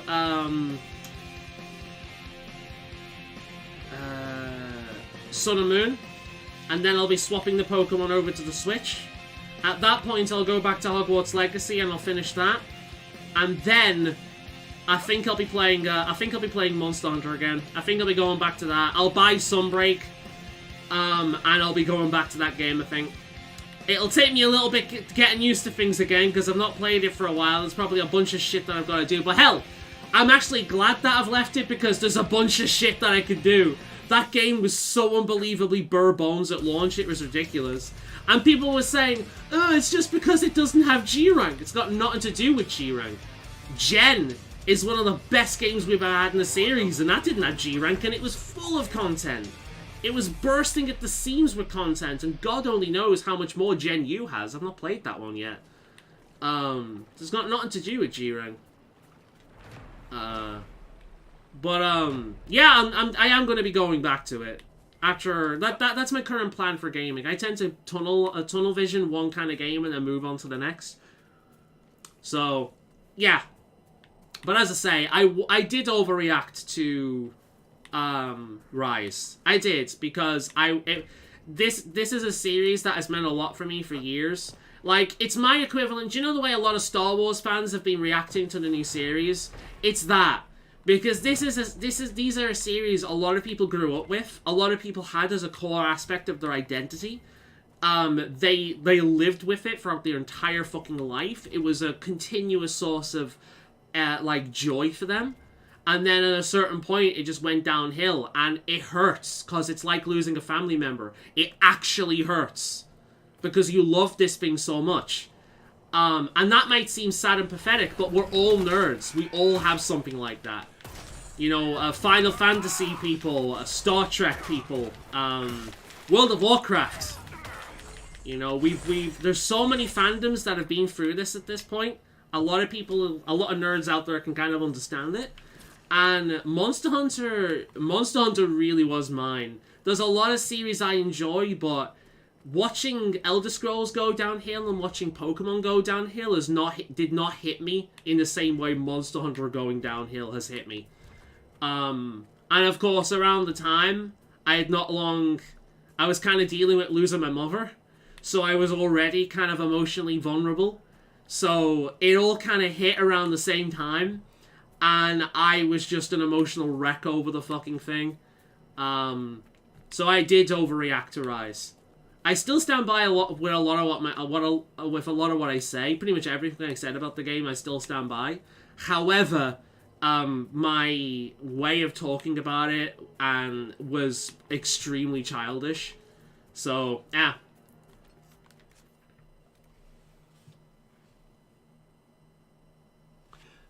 Again, bare bone, there was a lot of stuff you can do. I compare it to Tales of Earthsea from Studio Ghibli. Tales of Earthsea is better than most animated movies that came out around the time. But for Studio Ghibli, it was unbelievably uninspired. It was bad. It was almost generic. But compared to any other animation at the time, it was brilliant.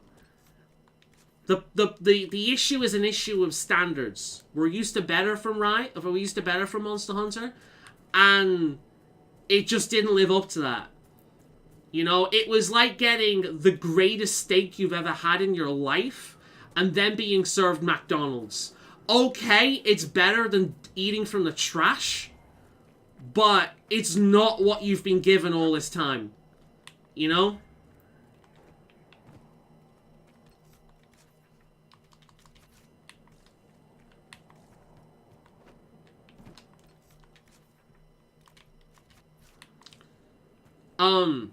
And yeah, like, Rise was bare bones. And it wasn't just the content, it's hard to explain, but there's a lot about the design of that game that just paled to other games in the series. It's hard to explain. It's like, you know the way I praised World for all the tiny little, quality of life improvements it made? I am still listening, yeah. You know the way I praised World for all the tiny little life improvements? Like, I could sit here, and whilst I was playing the game, I could point out so many tiny, almost like you wouldn't notice them. Tiny, tiny little quality of life improvements they've made to the way you do things and the UI, and like a bunch of tiny little things that on their own are kind of meaningless, but the fact that there are so many made Monster Hunter World feel better than any other Monster Hunter game at that point. It was full to the brim of quality of life improvements and amazing UI decisions and all this kind of thing that really showed that they put a lot of thought into how this game worked. That it removed a lot of the bullshittery in the old games and the faffing around in the old games and smoothing things up a lot. And it's so hard to explain because a lot of it's instinctual. Because if you've been playing these games for a long time, that's when you're going to notice them. If you've only just started within the last few entries, I don't think you'd notice it. But it's aspects of the game that are so kind of like minor but core that, again, you won't notice it unless you've been playing the series for a long time. It's hot again. I know it sounds like I'm talking a bunch of gaff here, but it's yeah, it is hard to explain. But World was full of those minor little improvements.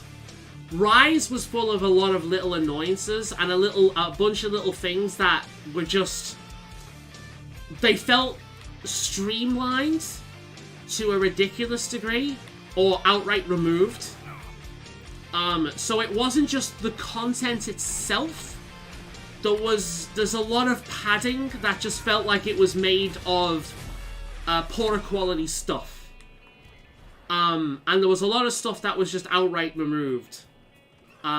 Stuff that was removed that were core parts of the game that were later sold as micro DLC, you know what I mean? It's hard to explain.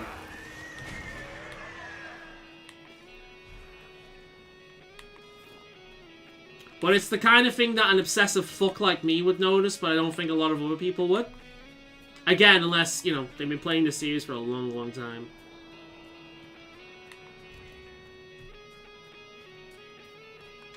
It felt rushed, I think is the best way of putting it.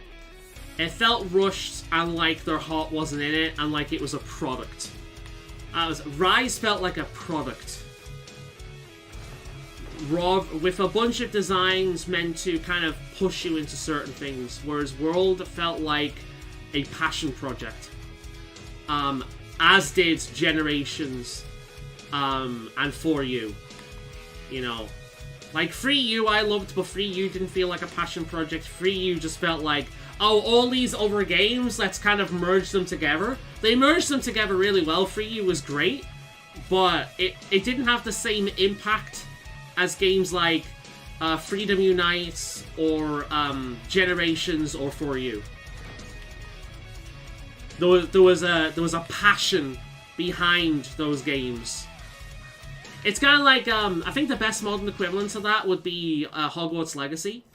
There are so many little things in that game that scream the people making that game were fans of the property. There's a lot of absolute pointless bullshit that you do not need to be in that game that, because they're in it, screams, we the developers are fans of this series and we want to put our entire heart and soul into it. That's what kind of those games had. That's what Freedom Unite had. That's what Gen had. That's what 4U had. That's what World had. That Rise is lacking.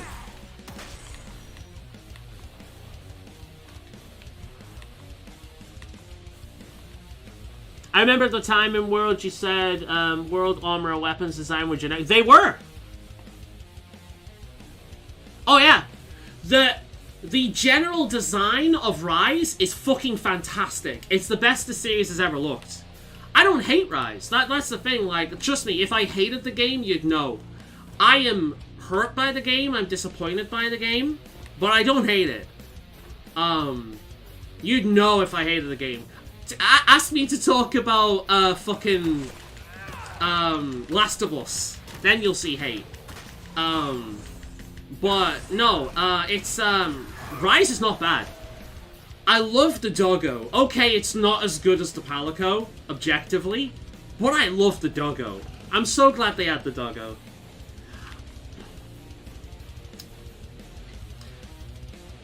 again, I give the example of,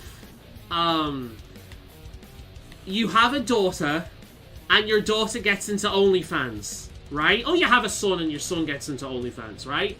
You still love them, but you're really upset with them that they would choose to basically do this to themselves for easy money.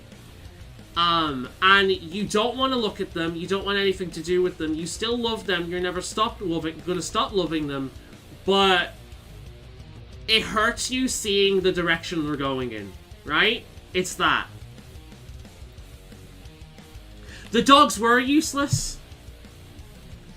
Oh, I'll get into The Last of Us if you want. The dogs were useless, but they were fun. Like, riding around on the doggo in Rise is a lot of fun. They're really cute. I love the armor on them. To me, they're a fun addition, and it is the kind of thing that I think will be a lot better in the next game. I think whenever the next Monster Hunter game comes in, if they have the Palamutes in there, they're going to be better. Because they've certainly improved the Palicos as the series has gone on. They've improved tremendously since they were first introduced in first introduced in Freedom Unite. They've improved tremendously. Where the fuck is the supply crate? So I love the dogs. And I think artistic-wise, no game in the series has looked as good as Rise. The detail from Worlds mixed with the color palette of the older fashion games. The weapons are fucking gorgeous. The armor is fucking gorgeous. The weapons and to a lesser degree the armor was an area the World really fucking failed at. World fucking sucked when it comes to that. They got extremely lazy with bare bones weapon designs that all basically looked the same, with the odd exception. That was a major complaint I had in World. But no, like, I love the art direction in Rise. It's fantastic, and I hope that's the art direction they continue to go in. Because World was a nice change, but that realistic style is not the style I wanted the series to remain in. But Rise was the nice, happy medium between the two. My Last of Us thing won't go very far, and most of my complaints of The Last of Us comes down to the praise it got. If people treated The Last of Us with the actual praise it deserved, I wouldn't really have an opinion of it. The issue I have with The Last of Us is people treated that game like it was the second coming of Christ, like it was the best game ever, when in reality it was every fucking overused, boring-ass trope of that entire generation. You had the haphazard crafting mechanic, you had the fucking, escort mission throughout the entire fucking game. You had the fucking chest tile wall ducking combat. You had zombies. The whole plot was as fucking bare bones as possible. And don't even get me started on that fucking shite ending. Yes, it makes sense. Okay, Joel lost his kid and he doesn't want to see another kid die, and it's not exactly guaranteed that Ellie could be the cure for everyone. Okay, but still, people hated The Last of Us 2 for a bunch of people killing Joel. I would fucking kill Joel. The man's a selfish prick. He doesn't care about Ellie, he cares about his fucking daughter. Ellie is a replacement for his daughter, and all he's seeing with the idea of Ellie dying is his daughter dying again. That's where it comes from. He's a selfish prick. I'd kill him. Because he basically doomed any hope that these people had. That ending was trash. And any good game would have given you at least some choice in the matter. Even if it was a generic good, bad ending, at least give somebody a fucking choice. But no, that ending was bullshit. Yes, I can empathize with the man. Doesn't mean I like it. I can empathize with a lot of people who have opinions that I vastly disagree with and I consider stupid. The Last of Us was a tropey, boring, generic zombie thing that people ate up like it was the cure for cancer, and I will never understand why. That's me hating a game. That's me hating a game.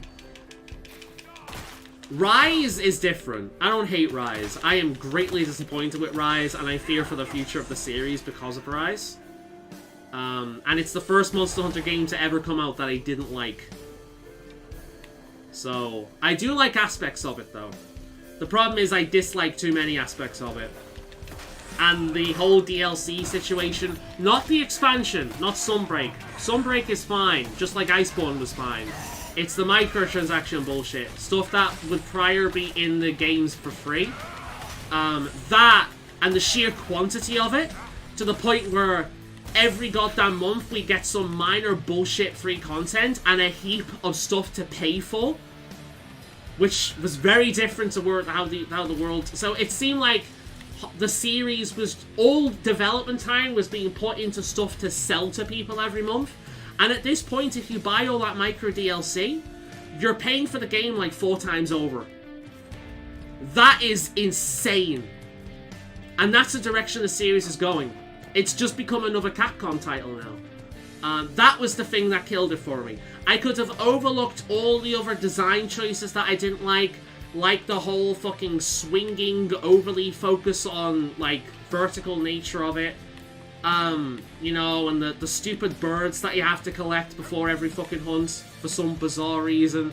I can overlook all that. What I can't overlook is the basic death of the series, in terms of its integrity. The Last of Us were very overrated. I wish Stealth was a lot better. I own it. I've not played it because fuck that. I only own it because it was the only way to get Bloodborne in part of a package. When I wanted the game, the only way to get Bloodborne as part of a pack was to get it with The Last of Us. So, when I was getting the console. However, I have watched Let's Plays. I've watched a few of them. And it's just shit. It's like there are a billion games out there that are like it that I would rather play.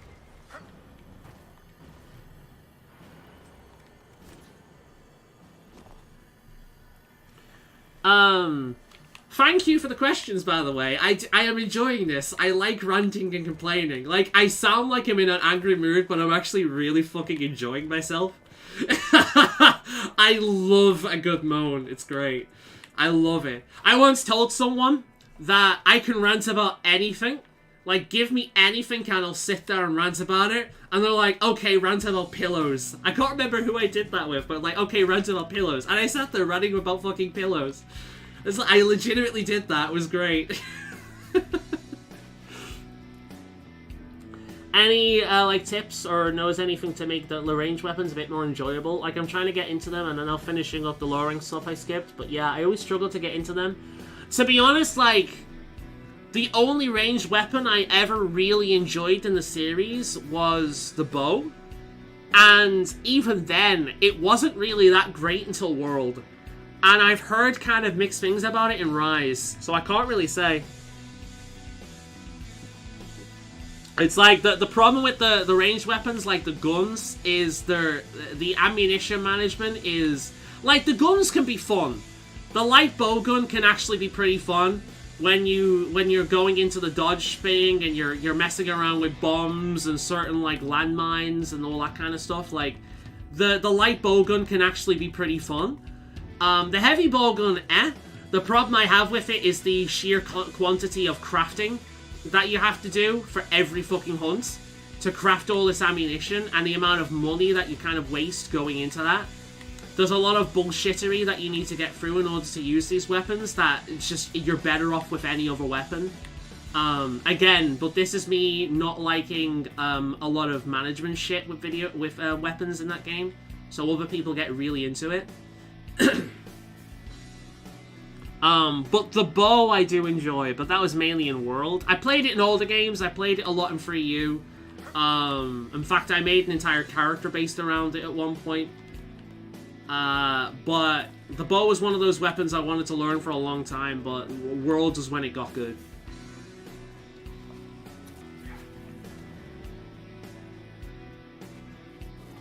The new moves they added for the horn are pretty sick though, so I think I can give that a proper go.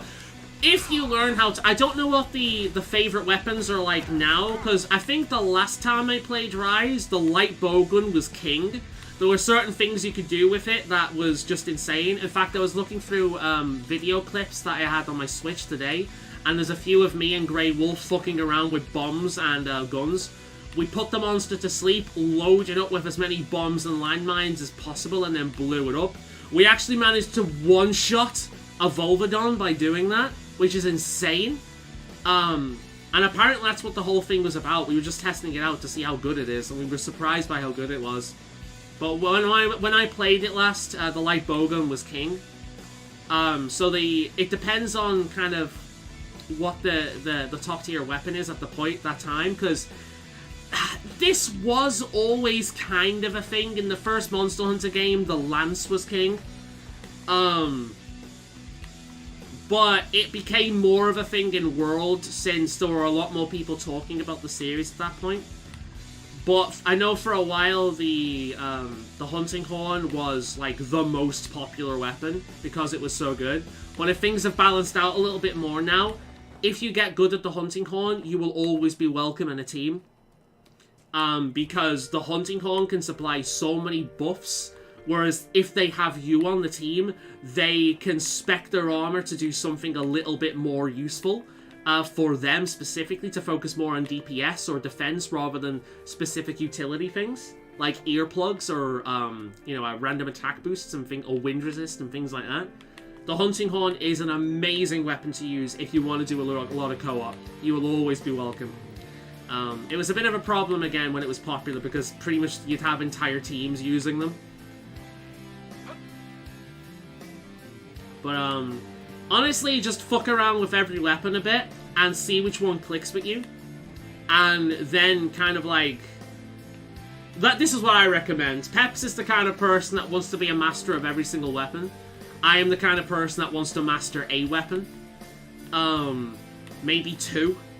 It's like, I'm a great sword user first and foremost, but I'm pretty competent with the lance as well. And then I can use a few other weapons, but it's really just the greatsword that I'm reliable with.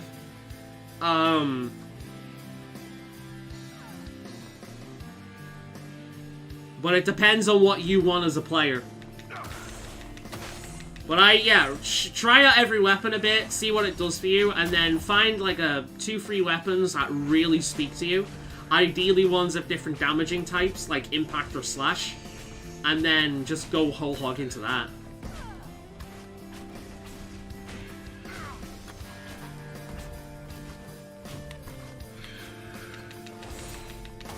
If you can get Faolan ranting, honestly, he can go on forever. If you really want to ask him what he has issues with, then making comedic, cosmetic stuff DLC.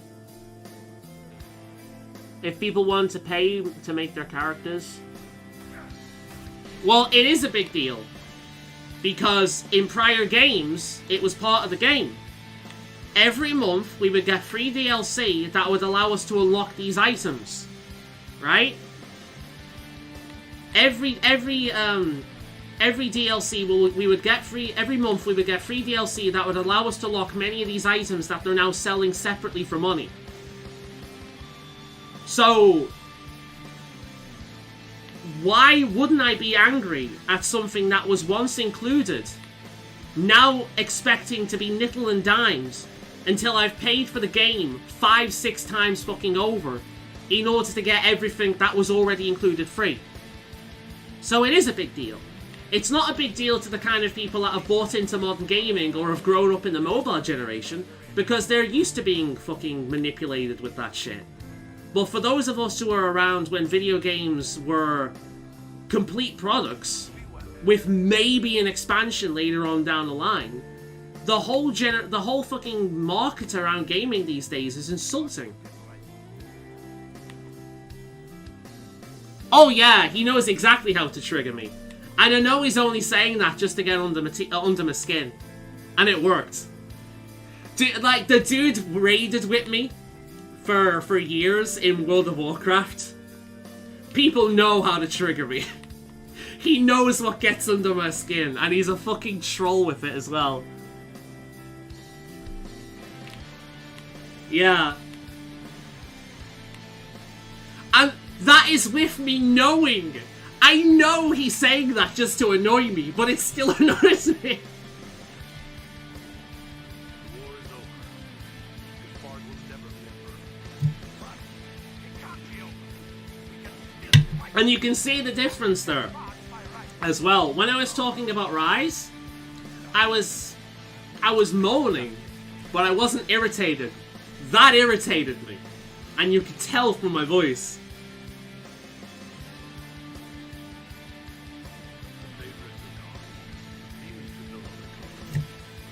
Tell Peps to stop being a coward and come and talk to me in the stream. Even with the war lost, prepare and win more. I've heard something from three men of the inn. You know about it.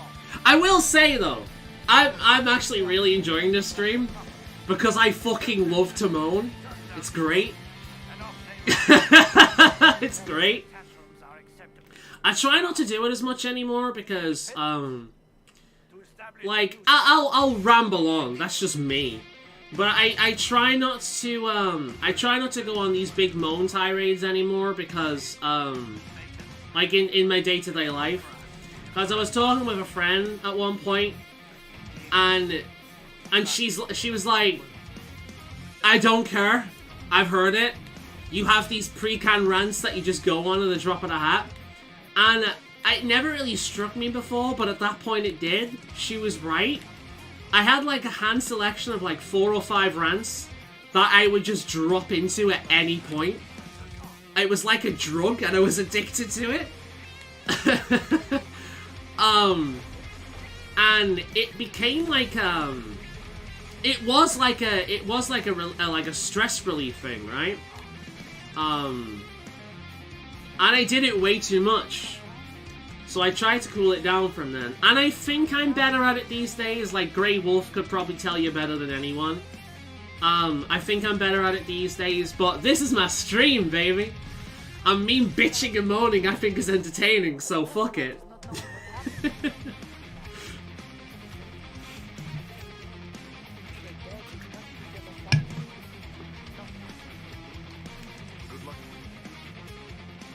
It's one of those things as well where I'm like, what do you mean, nope?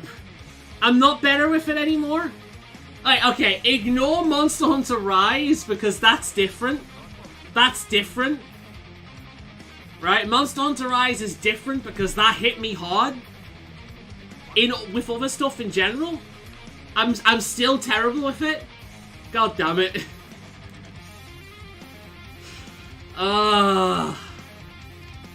God damn, man. I'm artistic as fuck, dude. I'd like to think that I'm better at it, but apparently I'm not.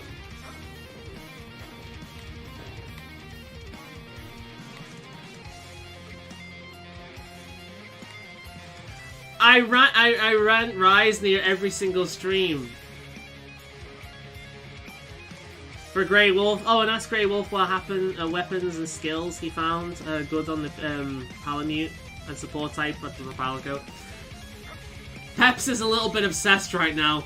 Can you remember any good support skills? Ah, fuck. Can you remember any good support skills that were on the Palamute and Palico? Because I can't. I can barely remember how the system worked, truth be told. Okay, fair enough.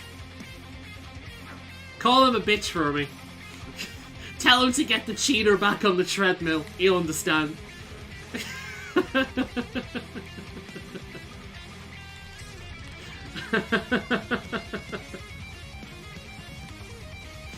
Nah, Peps is a good guy. I've got a lot of good memories with him and the guild back in the day. We used to do a lot of Mythic Plus as well. And I actually like doing Mythic Plus with Peps because he wasn't fucking crazy with it.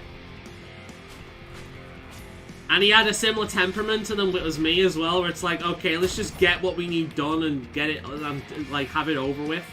We don't need this to be an entire life for the next fucking few hours. Just get what needs to be done and do it in a smart way and then move on.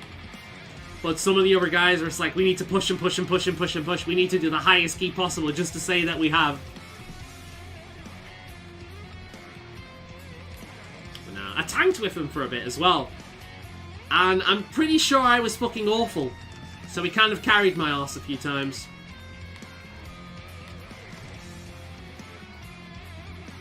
I am a Huntard. It's my one true form.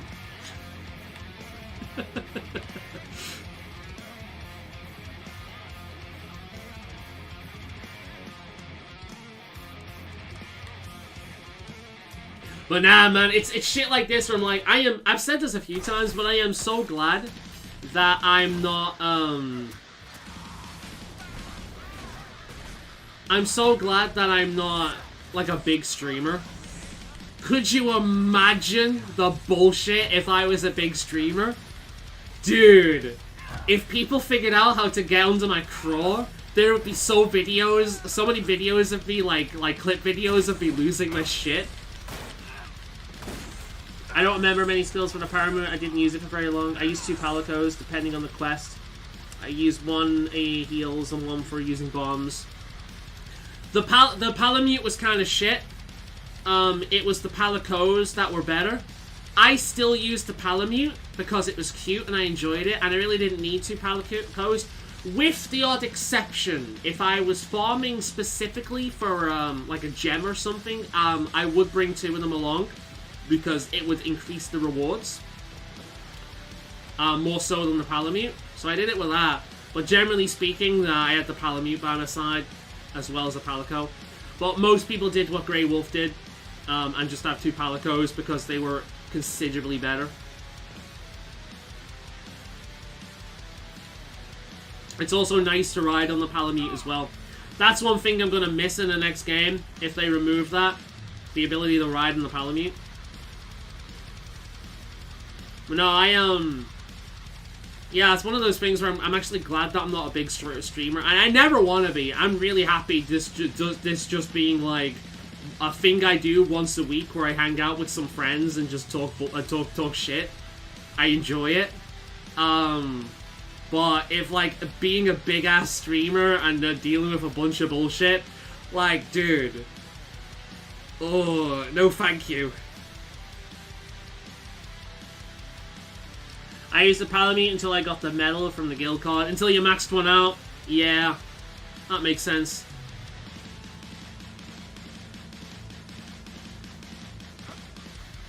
Yeah, I think they'd keep it as well. It seems like an addition they're gonna keep. I think the Palamutes will be a lot better in the next game. Monster Hunter has this... The Monster Hunter team have always had this ability to take back feedback and really improve shit in the next game. They've always done it. If anything, the jumping mechanics that were added in Generation 4 are there because Generation 3 had swimming, and the intent of swimming was to add like another dimension to combat that would really improve things and make combat more interesting for people. But what it had the exact opposite. It made the game extremely clunky, like more or less depending on the weapon you were using. And most people fucking hated it. So when they introduced the jumping mechanics and the mounting mechanics in the 4th generation, it was essentially everything they wanted to achieve with swimming, but they actually did it this time. The Monster Hunter series has a long history of kind of listening to feedback and implementing it, which is really cool.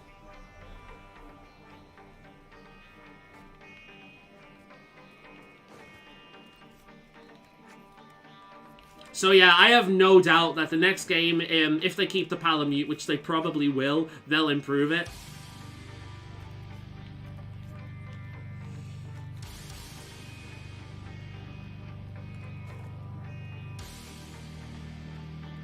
Certain amount of hours riding it. Oh shit, I remember that. Didn't you just like go into a random zone, just sat on the thing and just left it there for a bit while you went to like do chores around the house or something, and then came back, ended the exploration quest and got it? I'm sure that's what you did. I think I ended up copying you and you're doing the same thing just so I can have it.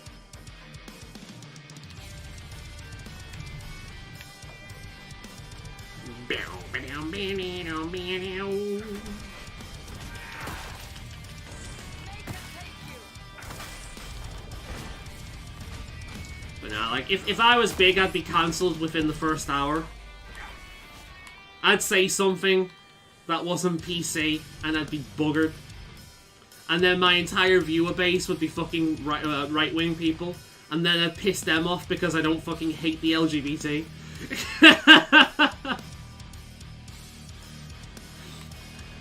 We don't hate the LGBT, we just think that their very existence is sinful. Yeah, okay.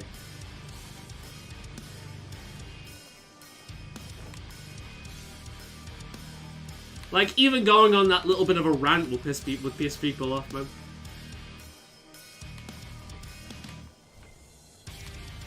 I'm looking for letters from soldiers. That looks like one there. Did I click on it?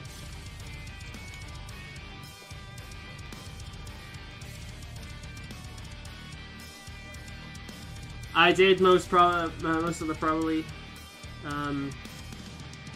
Didn't know at the time you could have two palicos. Ah, okay. I'm surprised you didn't know that, because hasn't that always been a thing? What was it like in World? We couldn't actually hire palicos in World, could we? No, that was removed, wasn't it? We just had like one palico that we started with. I forgot about that. Yeah. Because again, coming from 4U and Gen, like, palicos were a big thing. It was actually part of the endgame grind to get yourself a really good palico with all the traits. Like, the best traits.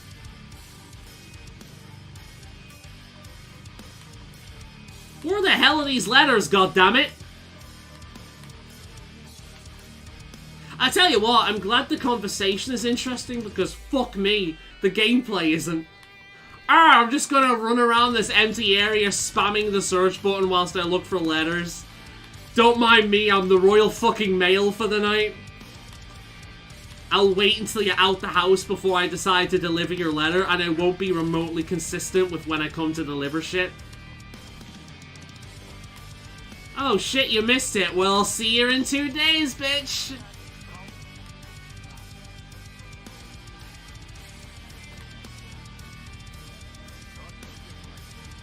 And tell Faolan you, the guy who doesn't like Monster Hunter because there are no HP bars from Peps. What? Wait, who is the guy that doesn't like Monster Hunter because there are no HP bars? I know he's trying to troll me again. Cause I mentioned that to him a few days ago, where it's like, I've tried to introduce people to the game before who didn't like it because there were no HP bars on the monsters, which I think is ridiculous.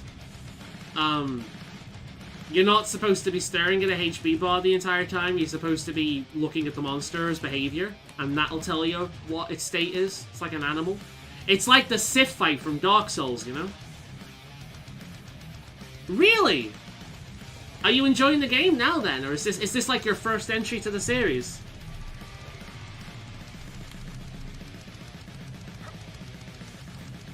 The most common complaint I've received from Monster Hunter from new players is the first few hours of the game being a bit of a slog, which isn't really a thing anymore. They've kind of streamlined things in the last few entries. I think 4U onwards took care of that a lot. A lot of the... I'd say 4U onwards really improved that. Especially in World, I'd say. Which is probably one of the reasons why that game did so well. Because in the older Monster Hunter games, the first few hours were literally just doing... You're not actually hunting monsters. You're gathering mushrooms and gathering plants and mining and making potions and cooking meat and all that bullshit. It's actually really boring. So quite a few people I've tried to introduce to the series gave up after the first hour or so because they're like, there's no actual hunting in this.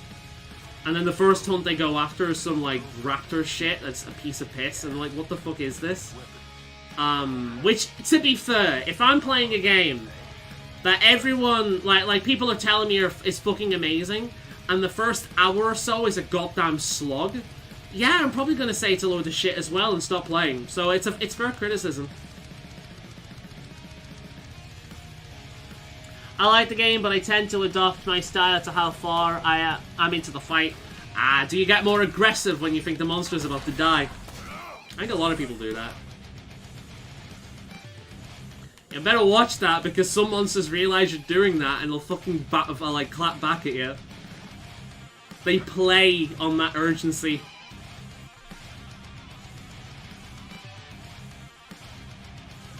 But no HP bar doesn't let me know if I can start spamming attack or still keep something in the reserve tank.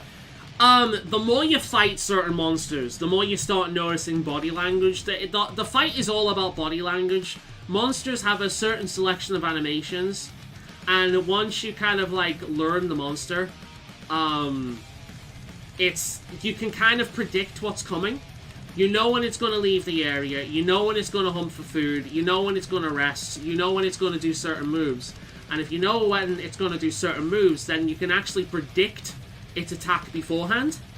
And strike. Again, I'm a greatsword user, so this is a key bit of knowledge you need to know if you want to kind of really use that weapon properly. Because its attacks are very dedicated, so you can't just spam attacks on that because you will just fail. So that's a weapon you need to learn the monster with, and because I've been playing with that the entire series, it's helped me learn. Especially since it wasn't until 3U where I kind of grouped up with someone. So I did a lot of content, including the online stuff, completely solo, which was a big deal back then.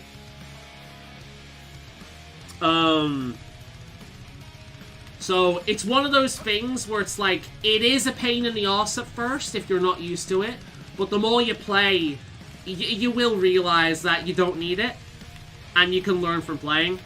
So I understand the frustration, but keep at it and you'll be fine. You'll realize that you don't need it. It took me a few times once I'm through you until I started to get into it. Yeah. I remember you getting very frustrated as well. It's I might buy Monster Hunter Rise on PlayStation 5. There's a deal. But it's a crap ton of memory. Just buy Sunbreak on the Switch. And we'll play it together at some point. I went with the one you hated on earlier Twitch, was the Switch Axe. Here's the thing, like, I don't like these weapons, but it doesn't mean they're bad, right? Every single weapon in that game is good. In fact, the Switch Axe has been consistently fucking amazing. There's a lot of greatsword users that swapped over to that when it came out, because it does the exact same job as the greatsword user, and as the greatsword, and in some cases it's more effective. It has greater reach, and it has some fucking heavy-hitting slam attacks. It's a good weapon. I just don't like it, because it's too technical for me. I like simple. Every single weapon in that game is viable, no matter what people say. Every single weapon in that game can basically take on every single monster. Some weapons do a better job at some other monsters, but if you're a stubborn fuck like me, you can take on every single monster with every single weapon. The Switch Axe is really good. I just don't like it,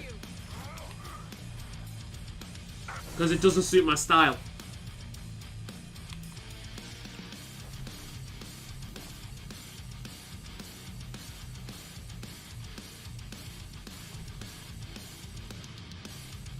I won't... Alright, I promise you. I will promise you. If we play it together on the Switch, I will at the very least hold my tongue. It might end up like that one episode of Malcolm in the Middle, where he bleeds from the mouth due to all the blood ulcers he's gained from holding in stress and keeping his mouth shut. But I won't rant. If anything, because you've seen me when I fight new monsters, right? You would drive me nuts. You see me when I fight new monsters, right? How hype I get.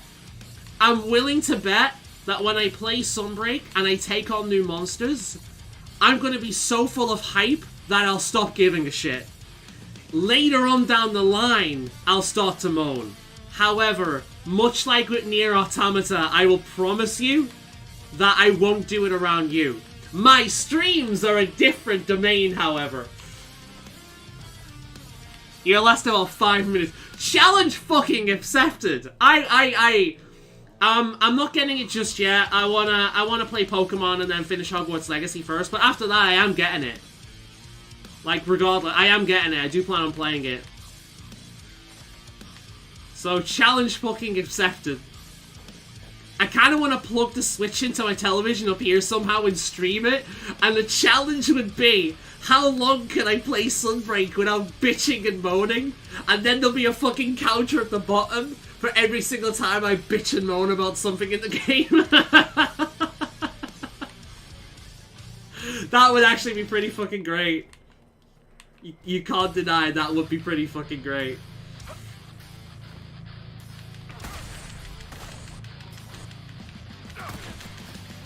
But no, I do planning on getting Sunbreak. Eventually. I know I'm annoying the shit out of you with Rise, though.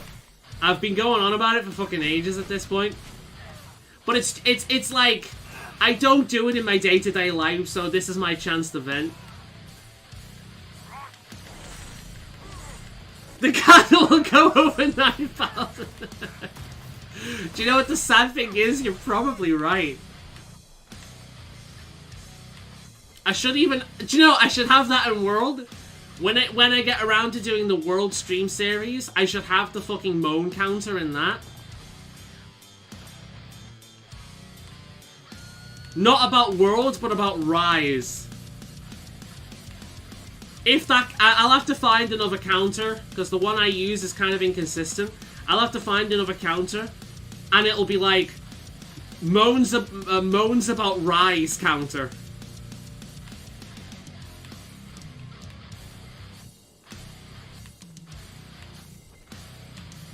Oh shit. We've not had one of these for a while. Let's look around.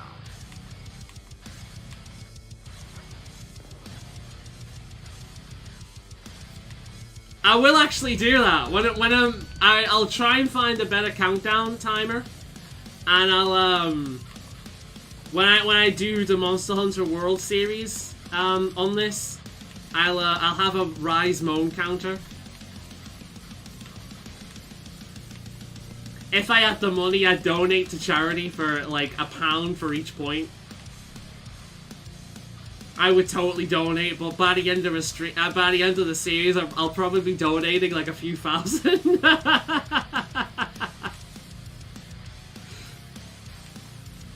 That would be great, though, wouldn't it? I got Sunbreak. No, oh my god, I'm playing with Faolan. No. I bet you that game looks stunning on PlayStation 5, dude.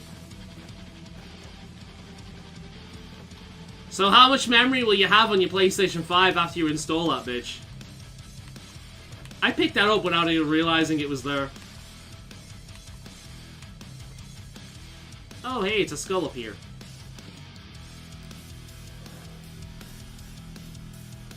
Oh, there's 0 here. I've already looked for this one, apparently. Right, just that one left now.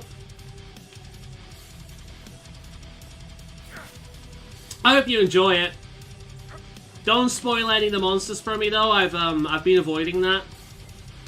Because again, like I plan to get it at some point.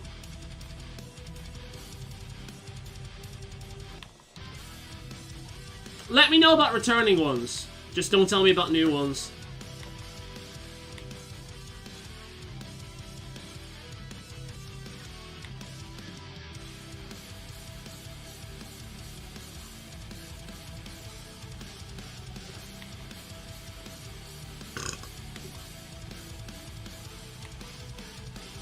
I don't know whether I'll be pre-ordering the next game, though. I'll tell you that much. We'll see. I'm hoping what they do with Monster Hunter is eventually they release a version of it with like with all the DLC together, though, and the expansion stuff. I'll buy it on PC, definitely. I will say, though, the reason why I wanted to stream the Dragon Age series in the first place was because I wanted to bitch and moan about Dragon Age 2, and I wanted to praise Dragon Age Origins. And I actually did more praising of Dragon Age 2 than I thought I would. It'll be a while, I got a ton of games to get through. I just looked at my Switch and already got Sunbreak. Fair enough. We can play that at some point. If you're willing. I'm not going to try and force you. Not that I could anyway. Where the fuck is this book? God damn it! Or letter, even.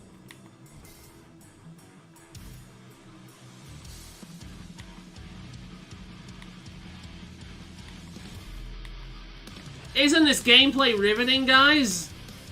I'm searching for a letter. Me, the savior of the universe. The sky is literally being torn apart by a fucking ancient Tevinter Magister.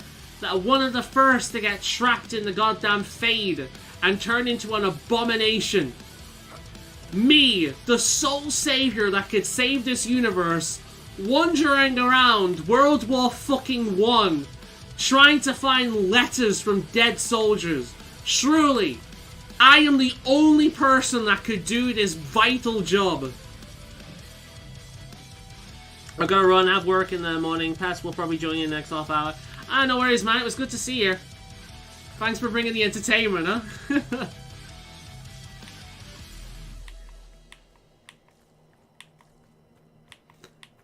That was fun, though. Like, legitimately.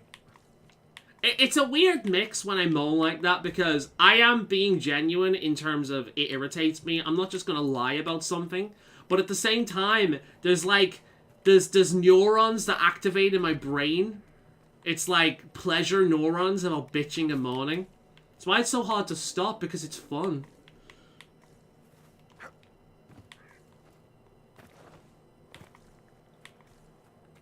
And people are like, oh god, he's so negative.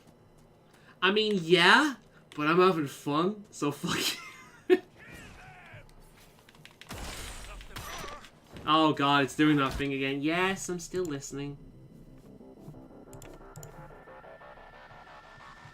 Only the Inquisitor can collect letters. Nintendo needs to get rid of the Mario Day theme on the shop. It's a bit unstable. I didn't even know I had that. I need to go on that again, though. I need to see what the new things are. Because they added Pokemon stuff recently to it. As you've noticed, I swapped from Fauna from Animal Crossing as my profile picture to Eevee, which I'm super happy with. I'm hoping they add Horlucha to that at one point. Especially shiny Horlucha, that would be perfection.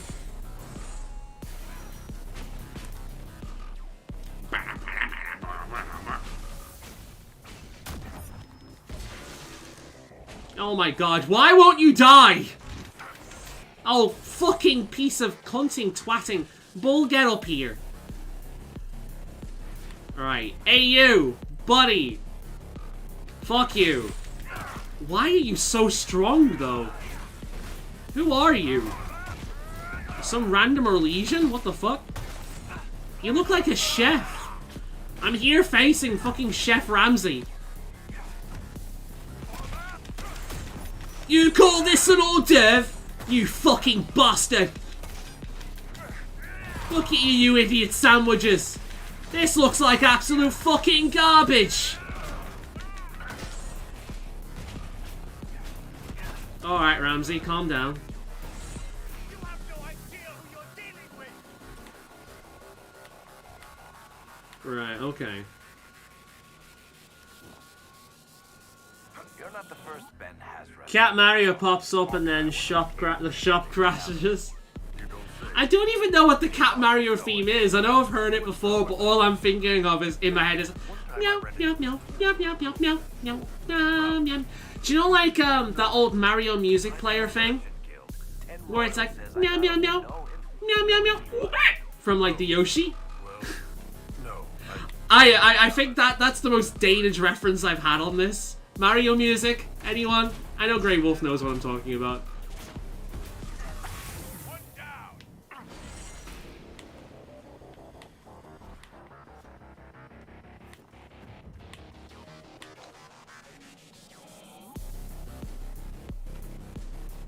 They're a Freeman of the Dale. They're Freeman of the Dales. It's strange that they're a thing after the main quests in Orlesian Palace. I mean, I suppose you can get rid of the main group, but there's still gonna be stragglers, you know what I mean?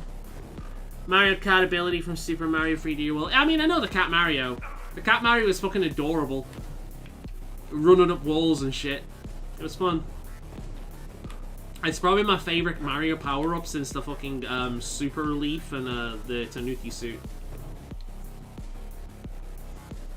The Super Cape thing. No! Penis. Right, alright. Hey, right. Oh, shit, is that the letter? Gimme. Fuck. It's not. Codswabble. Right,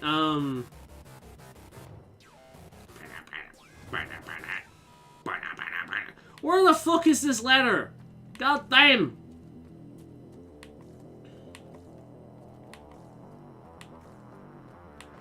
It's over there. Look, it's there. I just need to find out how to fucking get there. What the fuck? Oh, you fucking no, fuck you. No, fuck you with your invisible walls. I refuse to be reasonable. I'm just gonna jump over the goddamn thing. Is it here? But I've been here. Oh, it's this.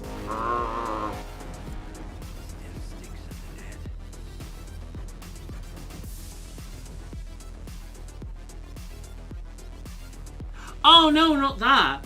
The not cat. I'm a kitty cat. And a dance. Not that. I'm talking about you remember that old Mario Maker game? Not Mario music game, whatever the fuck it was called. It came with a mouse and a keyboard, and like the only real game on it was that game where you like swatted flies, which was the most fun I ever had as a kid. But you could also make, like, there was a paint mode, which I also really enjoyed. I want to get that again, man. I used to fucking love that thing. I bet you it's expensive, though. And then, there was, the mode where you could make music using, like, Goombas and mushrooms and Yoshis. And each one, oh, dogs and cats. Mario Paint, that's the one. And every single one of them, so, like, the cat would be meow. So imagine the meow view. Meow, meow, meow, meow, meow, meow, meow, meow. Woof. Meow, meow, meow, meow, meow, meow, meow, meow, meow. It was that. People have done that. You can still find that shit on YouTube. Oh my god, I don't want to leave because there's only one more to find, but at the same time, I'm getting increasingly annoyed because it's just nowhere here. Where the fuck is this letter, man? Your head demons are gone. I am a legion. I sniffed my own farts. We'll handle this, bitch. I handled it. Fuck you taking the credit for my actions. We'll handle this. You can handle my goddamn horns as I charge.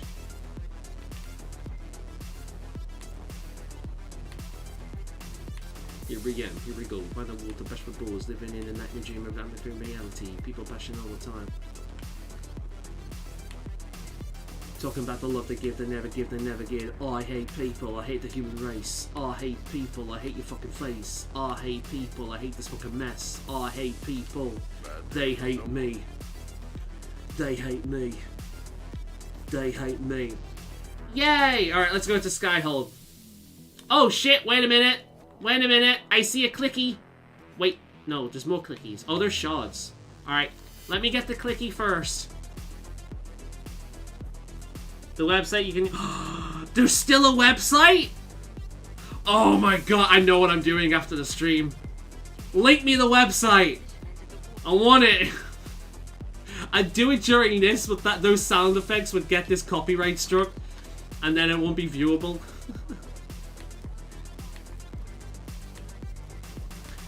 Nintendo would claim the whole video just because I heard the cat go, meow. Living in a nightmare dream. A fantasy. Living in a nightmare dream. Reality. Yay! Alright, let's fuck off to Skyhold and we can come back here. Is there anything actually here to do? Shards.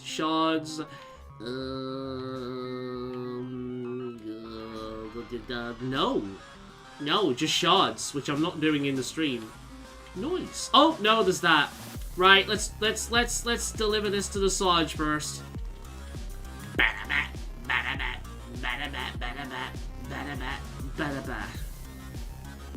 It's been there forever. Why did nobody tell me this? I feel betrayed.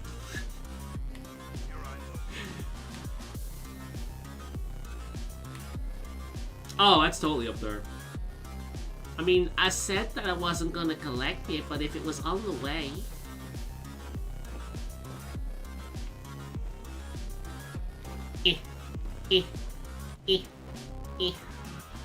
Bull, give me a booster.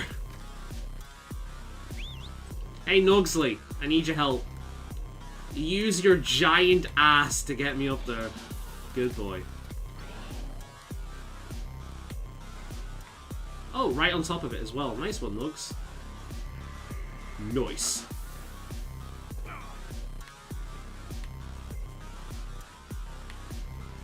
This is a fucking good tune, man. God damn.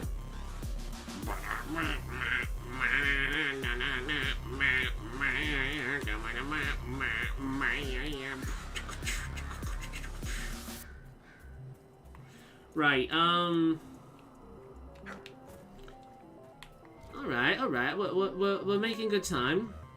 Ooh, Veridium. I'll take that. No one up there. 1, 2, 3, 4.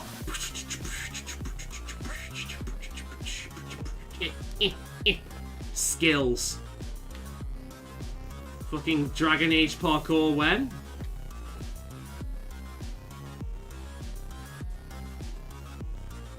Three, 2, 1, go.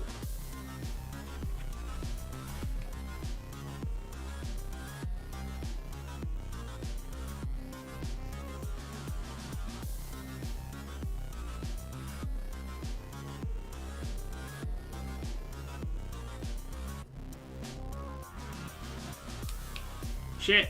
Wait. Where's the dude I need to talk about the thing? This way.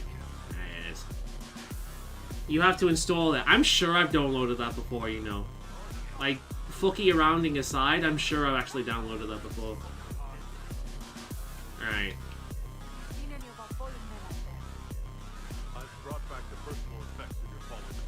I better be paid well for it. It took me fucking ages. You can thank me enough by giving me a shit ton of gold. Right. Well, that's done. Time to go back to Skyhold.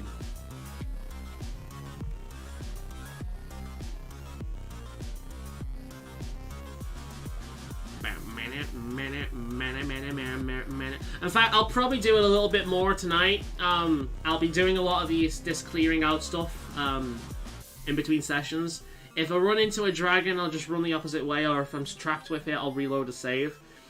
Dragons I'll show, but I'm gonna get rid of a bunch of the bullshit done in the background, because really we don't need to see it. I've been doing a lot of the bullshit today, but the hope is that if I do a lot of the bullshit in between sessions, then when it comes to the streaming, I can just show the fun things, taking on dragons and talking to NPCs. In fact, we're gonna quickly sort out the inventory, and then we'll talk to Vivian, because we did a quest for her, so that'll be interesting.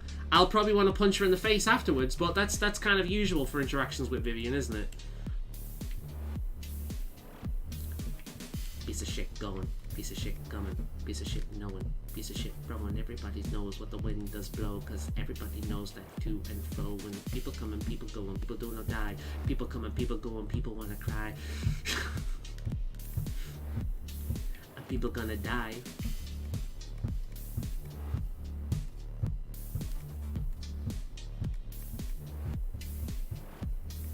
I don't know where the wind does blow. I don't know where you do go. People know... Fuck. People don't know why they cry, because everyone to Jesus touched the sky.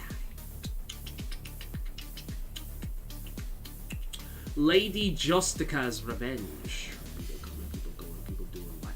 People coming, people going, people doing what? People coming, people going, people doing what? Unhit heal. Whoa, that's actually pretty good. You know what? I'm actually going to replace the Edge of Vengeance with that. Because that unhit heal shit is going to be really fucking good. I like that. It might do less damage, but that's still pretty good.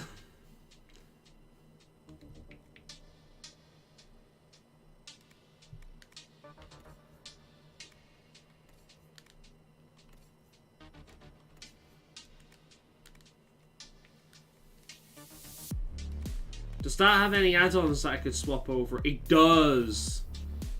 That doesn't have any slots. But it might be a good idea to remove those first. Yeah, we'll do that.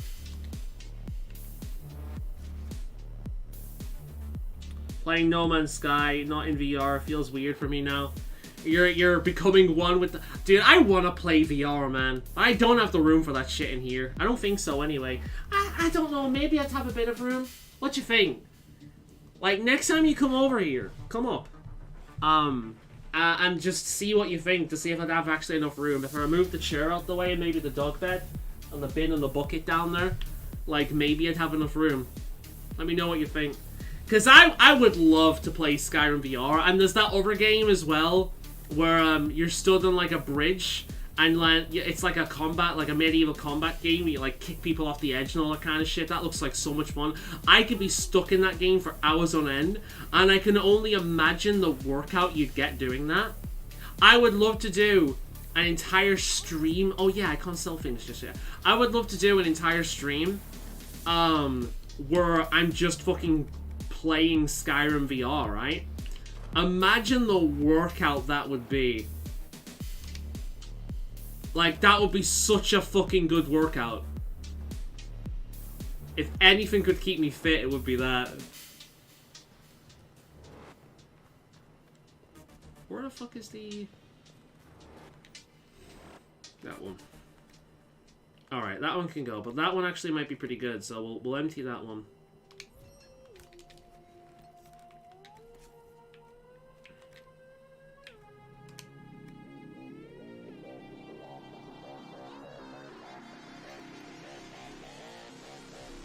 It depends on the game. I don't have much room for most games, but there's a lot you can sit. I mean, that's kind of fun, but the main draw for me would be to actually get up and move. Because I want to have a shield in my hand and a fucking axe in my other hand and just go stood up, you know? 2x square meters for moving around. I don't think I have that. I have like just over a meter. I think I have like a meter and a half if I move everything, which sucks.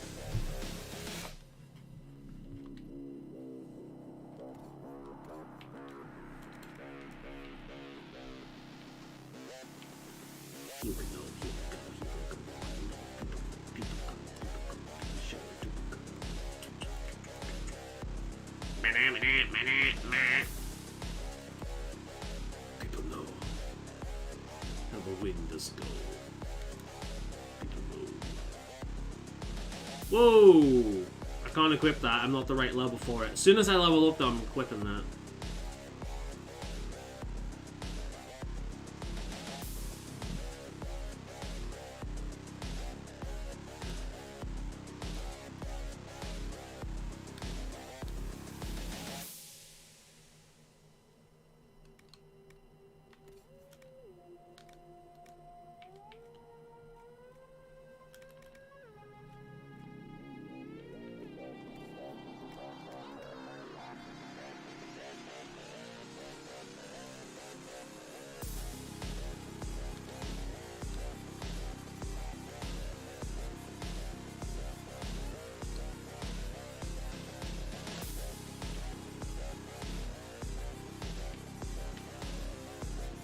The cunning is more useful.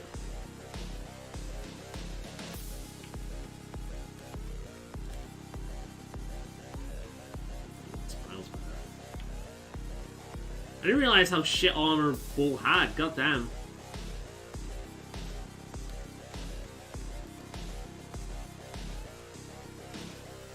And then for the accessories, let's get rid of all the grey and blue ones because I fucking hate them. I hate dealing with the accessories on these games because most of these are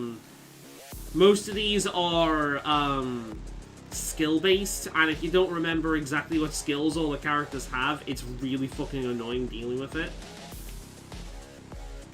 Right. Atashi. Any of these better than what I've got? That's not good for me, but that might be good for Solus, maybe?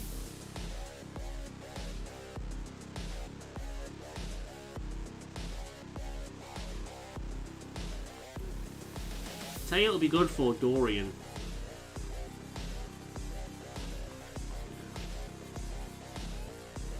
Varric is the rogue I use the most. That's probably better than... Oh, he's got that. Right, okay. Let's give it to Cole since I use him. Flanking, that's actually better for him. I guess Sir is the best bet then. Oh.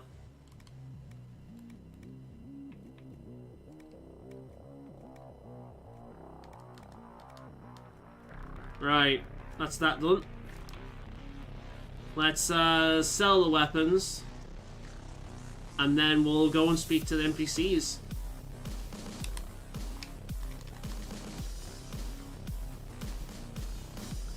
It's a cool experience if you ever get a chance to use a headset, but keep in mind you get motion sickness. I've been good so far and don't get it. Yeah, that's a big problem with me as well. I think keep in mind, like, when I play video games, I have to turn off the motion blur as well as depth of field, otherwise, and also the FOV needs to be good, otherwise I do get headaches and eye strain. So, it might not actually be ideal for me. Oh, shit! The game crashed.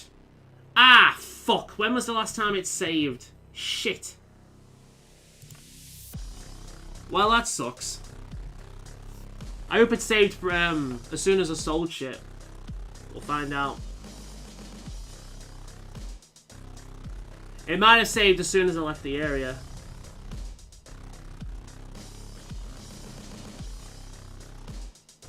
Cole get it very bad. Yeah, I guess he can't use, I guess he can't use any of that now if he's that bad with it. Oh, it's crashed more than one. It just does work. The problem is, the fucking website I use for that doesn't just work. Bring out the counter. Is it even working right now? Let's have a look.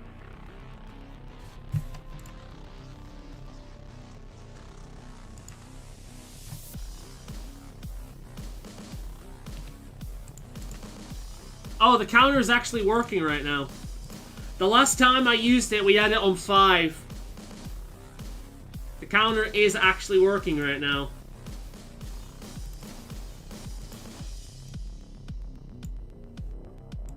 Oh, look at that. It's still here. It's still there.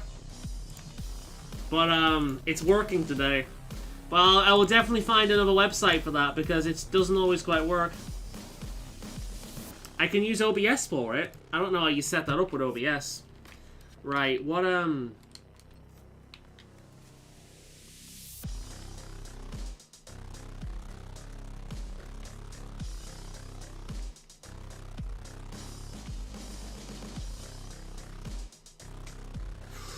Right. Okay.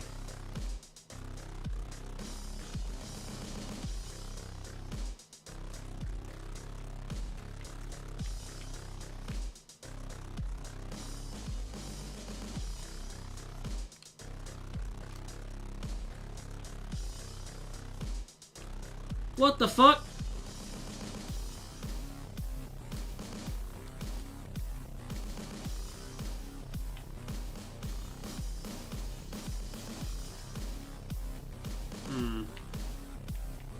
Okay.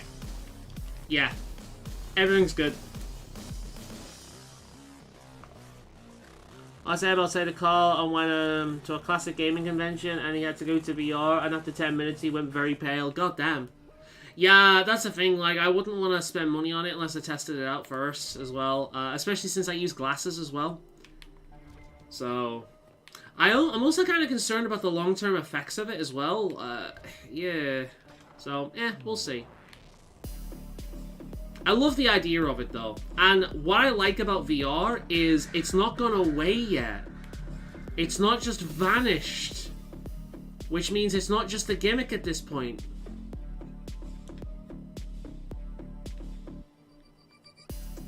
Why can't I talk to you? Okay. Ooh. Can't make heads or tails of this. What can I do for you, my dear? Hope that you brought me the snowy wyvern.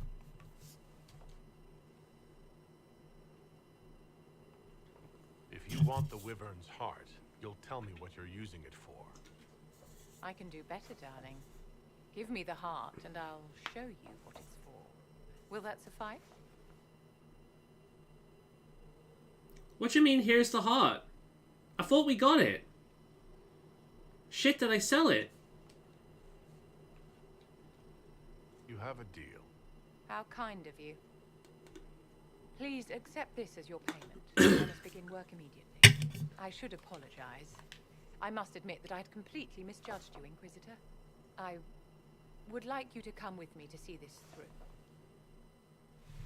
Apparently we don't have the heart. We killed it?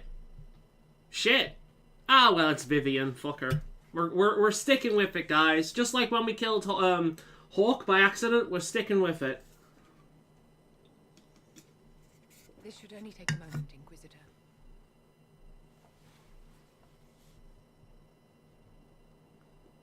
I might have sold it by accident. At the moment, PS5 VR is the best way to go. I'm here, my darling. But the latest HD VR is wireless. Okay. I like wireless, but I also don't like charging shit up all the time.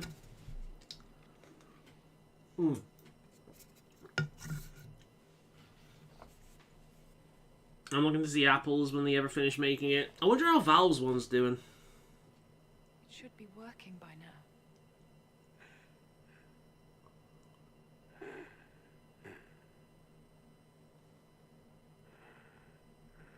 My darling? Bastian? Well... shit. There's nothing here now. Oops. Oh no.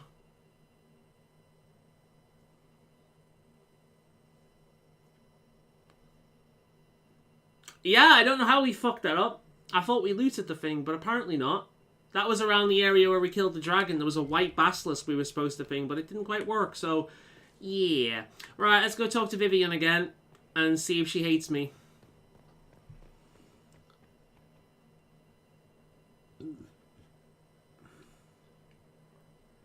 Oh yeah, of course, it's Apple. Of course it's gonna be overpriced. Apple could sell a turd and it would be like a white turd with a simple Apple symbol on it, and it would sell for millions.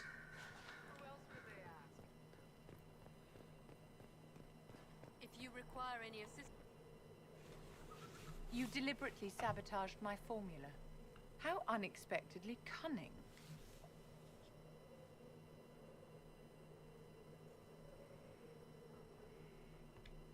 You really thought I would just play along with whatever you asked.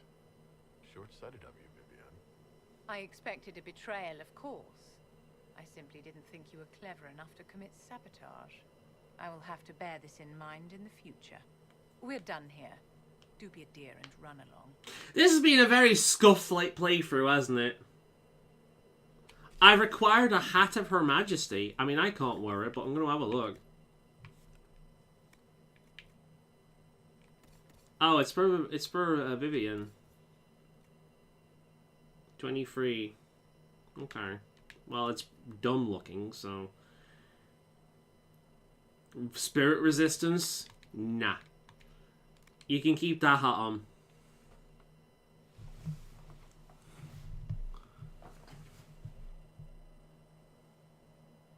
I've seen some early designs on what they're going to make do. And so far it looks very promising, but it's going to cost a lot. I mean, yeah, that's just to be expected with thing. If that was most of the characters in this game, except maybe Sarah, I would be upset with that, but fuck Vivian, she's an entitled bitch. I don't like her. Right, oh, wait. I thought there was something down there then. Ah, well, never mind. Geronimo!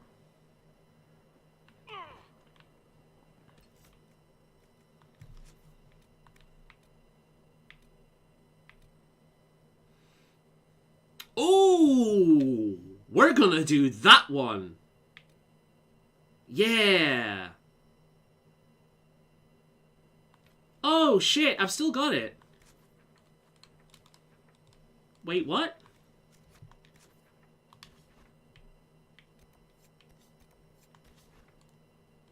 Yeah, it bugged.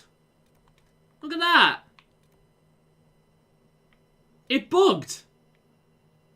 Ah, fuck this game, dude. I think the reason why I've had so many bugs in this game is because I've, it's because I've installed mods. I think that's what's caused this, because I've never had problems like this. And this is actually the most stable Dragon Age game. So, yeah. Right, well, we're doing that one. Storm Coast. This is a fun one. This is a fun one. Alright, which is probably the best way of getting there. That means I'm gonna have to go this way, I think. God, why is there no better fucking location? What's this? Okay. Let's go there.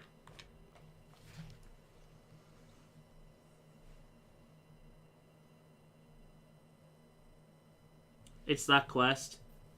No fast travel for you. Yeah, this is one of the cooler quests in the game. Alright, obviously we're... Oh, shit! I have never seen... Oh, that is daunting, man. Holy shit! Those two together, though. Alright, we've made an enemy of that one. We're gonna take Cole with us, because that might be interesting. And... for a mage, let's bring Dorian, because politics. No fast travel for you. No fast travel for you. This is one of the better companion quests, and it's by far one of the most memorable quests in the game. Can you tell which direction I'm going with this? Do you think you can figure it out? Hmm?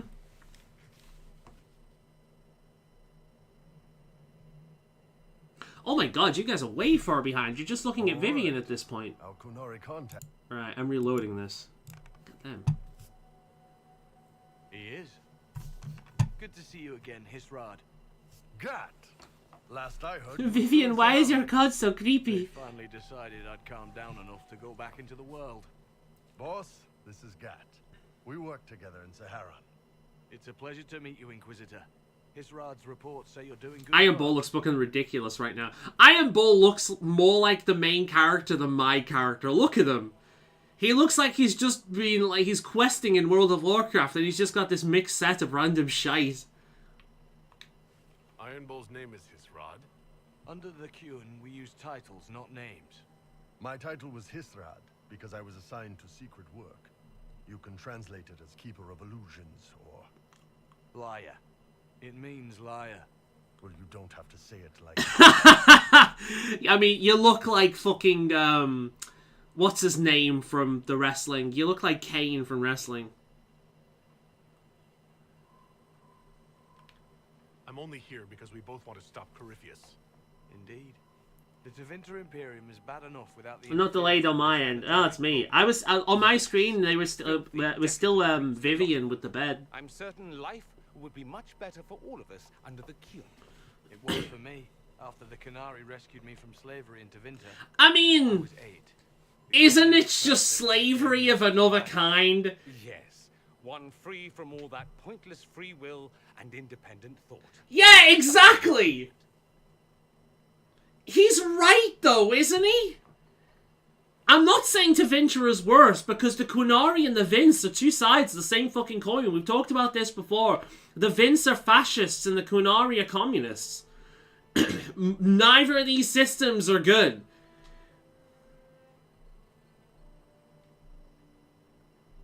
Yeah.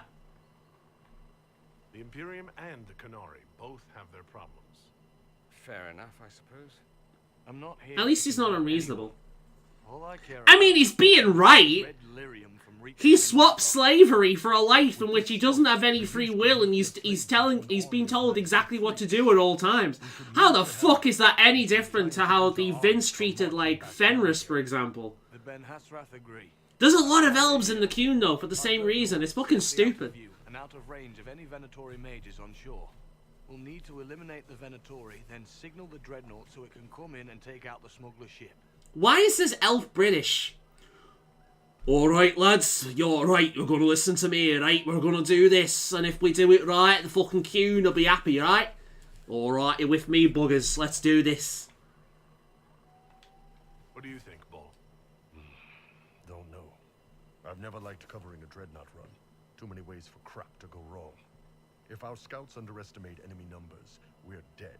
If we can't lock down the Venatori mages, the ship is dead. It's risky. Riskier than letting Red Lyrium into Minrathos? A fucking face.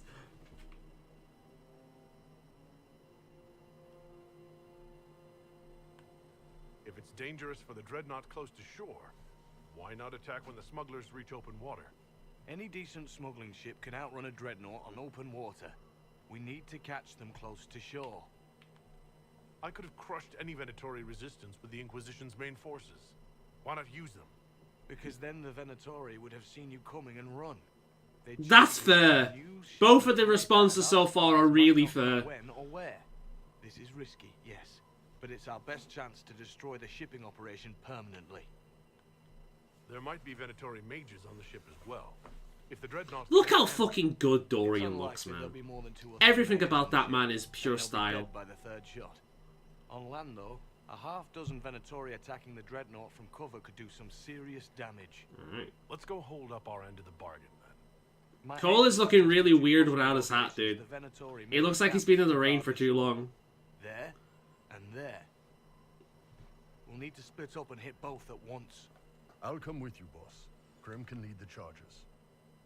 Let me fill him in. I mean... That's funny. And I want to agree because fuck Orlais. But nah. It's that Orlais is better than the Vincent the Cune. By a long shot.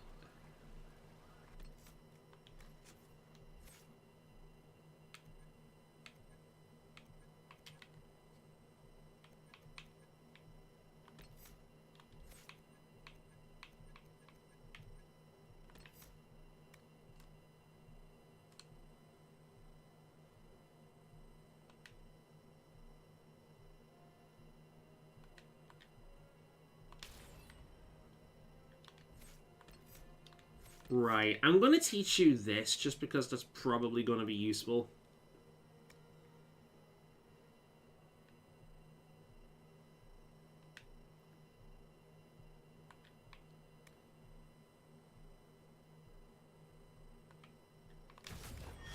There we are.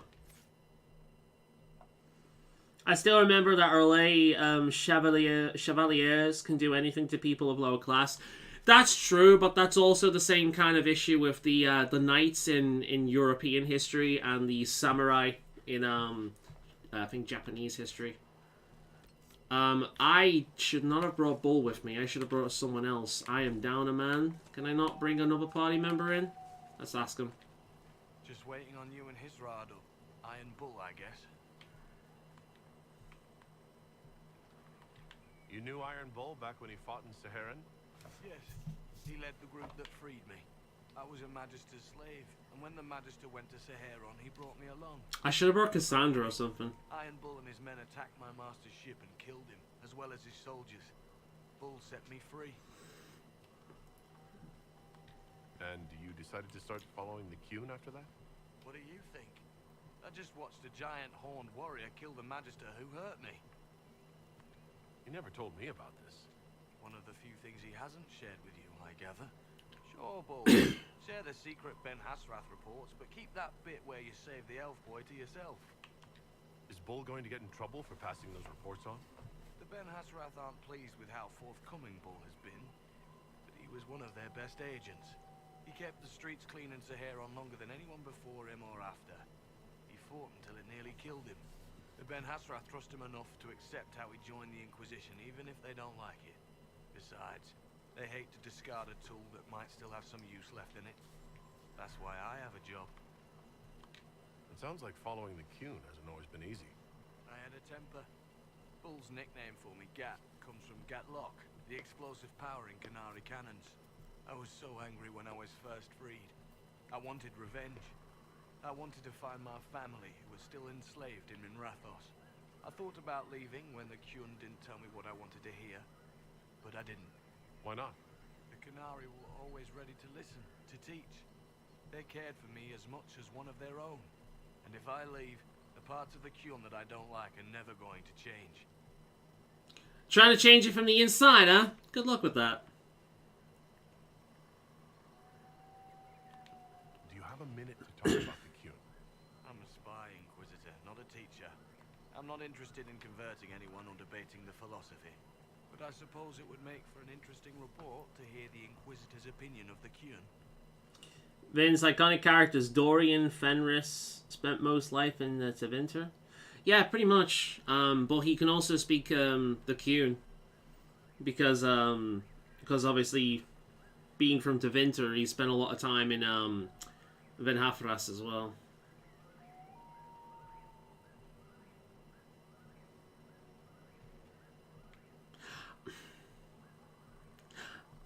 I wouldn't say I detest the Qun. I fear it, but I don't detest it. It's alien to me. It's probably the most... To be honest, I don't really understand enough of the Qun to judge it. I think you have to be raised under the Qun for it ever to make sense. The people who join as adults either end up unhappy or, well, for many, it's just a kind of form of slavery. Basically. I like the simplicity. I like knowing my place and knowing that it's the right place. Other parts I've struggled with myself. I'll let you know when we're ready. I await your pleasure, Inquisitor. Alright. Once they're down, send up your signal. That'll let the Dreadnought know it's safe to come in. Understood, Chief. Remember, you're gonna want a volley to start, but don't get suckered into fighting at range. They've got mages. It's all right. We've got a mage of our own. I'm not a mage. Get in close and take their enchanter down before he takes over the battlefield. He'll be dead before he knows it. Just pay attention, all right? The Vince want this red lyrium shipment bad. Yes, I know. Thanks, Mother. Kunari don't have mothers, remember? We'll be fine, Chief. All right, Chargers. Horns up! Horns up! Ready whenever. Kunari Ekar characters. Arishok, Sten, Iron Bull. All good characters. The Aristoc I actually really like as a character. He's probably one of the best villains in the series. I'm ready to head out, Bull. Right. Chargers, hit 'em hard and hit 'em fast. When this is over, drinks are on me. You got it, Chief. Charges. Double time. Let's move! Okay, Bull's still with You us. gave your chargers the easier target. You think? Lower and farther from the smuggler's ship, it's much less likely to be heavily defended. Suppose we'll do the heavy lifting then. Just like old times. I mean, technically, Liliana is an Elysian character.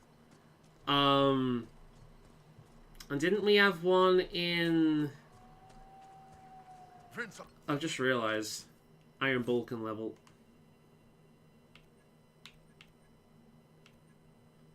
Didn't we have one in Dragon Age 2 as well?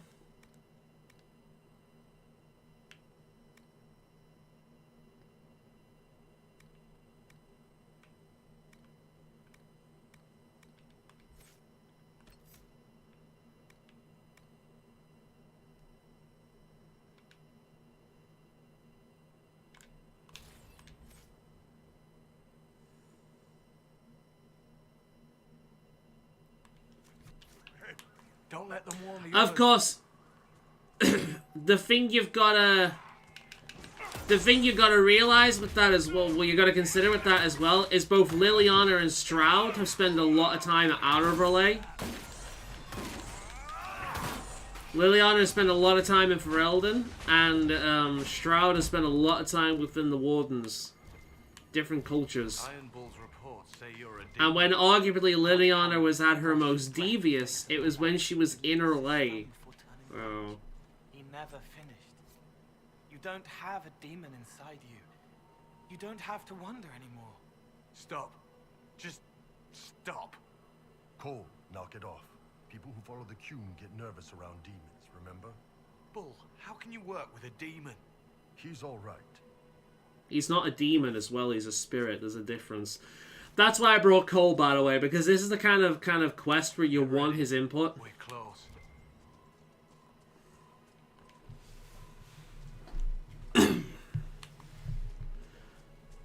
Sup, bitches?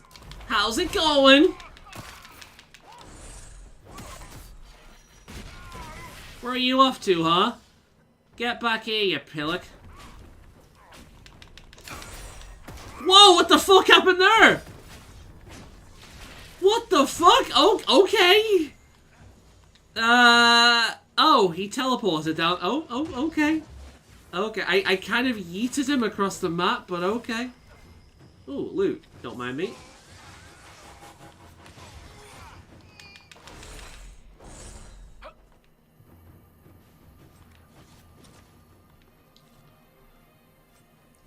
Vincent Quinari Stomp.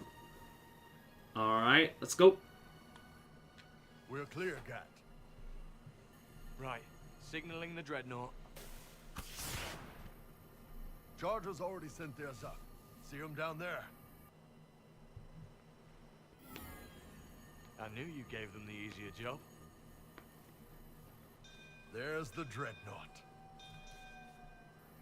That brings back memories.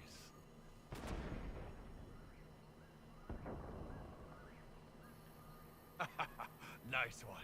There goes the Vince. Crap. Why is his arms white?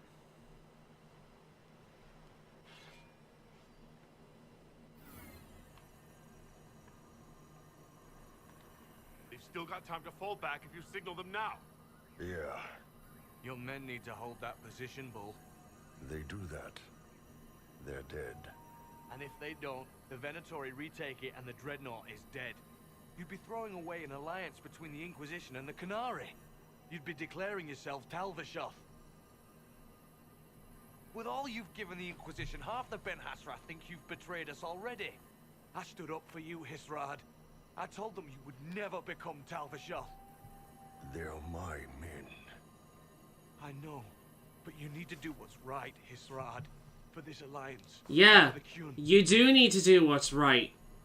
Who are you gonna sacrifice? Who are you gonna sacrifice? The people who view you as a tool, or the people who view you as a goddamn brother?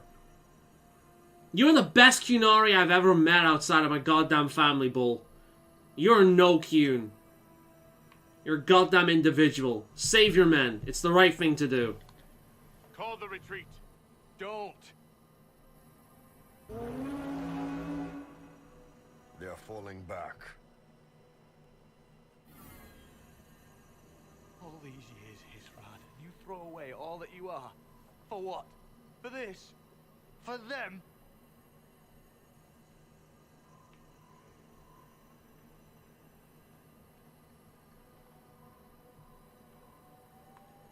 We can make this up to your people.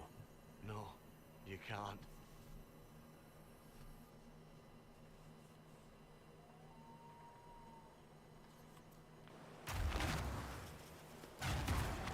I'm sorry, but if that can take down a Qunari dreadnought, then they are fucking shit in comparison to what I've heard of them. If a few fucking fireballs can kill a dreadnought, then it is kind of bullshit. How many fireballs have we taken and still running, man? Let's get back to my boys. And let's get you a better armor set, dude. You look ridiculous. Time to unqune Iron Bull. Bull, welcome to the life of freedom. Because let's face it, he enjoys his work. Why does he enjoy his work? Because he spends most of his time away from the Qun.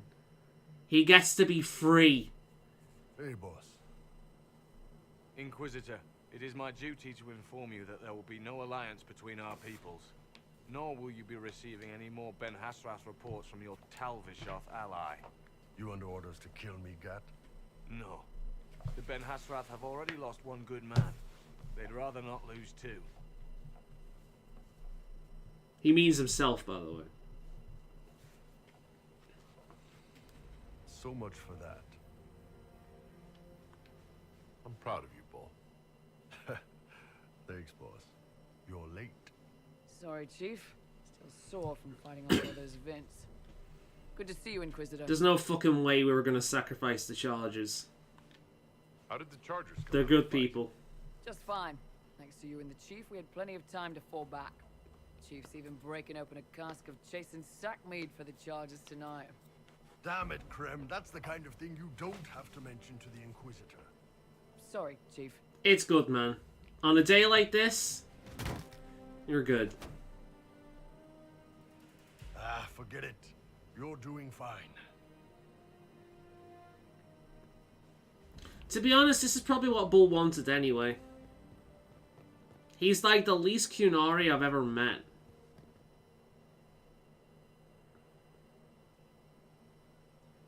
Charges are so useless. I mean, to be fair, like a big group of mages taking down the charges is one thing, but a group of 4 mages taking down a dreadnought is fucking ridiculous.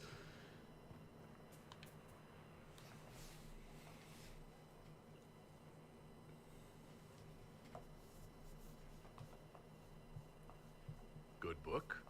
I don't know what you're talking about. Oh, fuck off, you tsundere. Nothing wrong with reading. Wait, are you blushing? What would I have to blush about? You tell me. It's of no interest to you, I'm certain. You know the way, It's a book. I forgot her name, the warrior from Dragon Age 2. You know the way she's actually a really good character and has depth? Here's Cassandra's depth. She's a warrior woman that likes poetry. Ooh, never seen that before. So much depth. Very deep. Wow.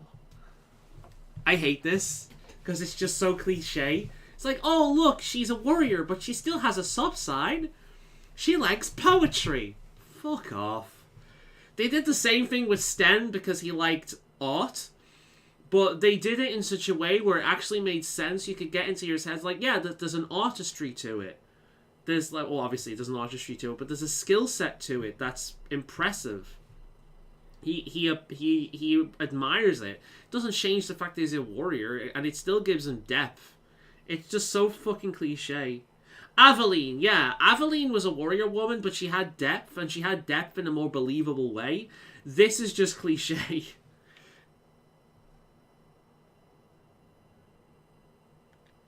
So you like to read? What's wrong with that? It's frivolous. There are more important things for me to do. That's just her favorite. Nobody asked you, Tevinter. I couldn't finish the last one you lent me. I actually feel dumber for having I love you, man. I fucking love you. Smutty literature. Whatever you do, don't tell Varric. Smutty literature? Girl, you like fan fiction, alright? I assure you, it's nothing worse than the kind of smut I've read. You're okay. I can't believe this. I only started reading them when I began looking for Hawk as research. Fuck it. She's reading it for the research. Fuck me. And this one ends in a cliffhanger. It's not porn. It's research. I swear it. I'm just researching. It's for science. Don't know this about me. I'm telling Varric, you do know this, right? I don't care if she hates me. I'm telling Varric. Oh my god, yes! It's actually a quest! Let's go! Let's fucking go!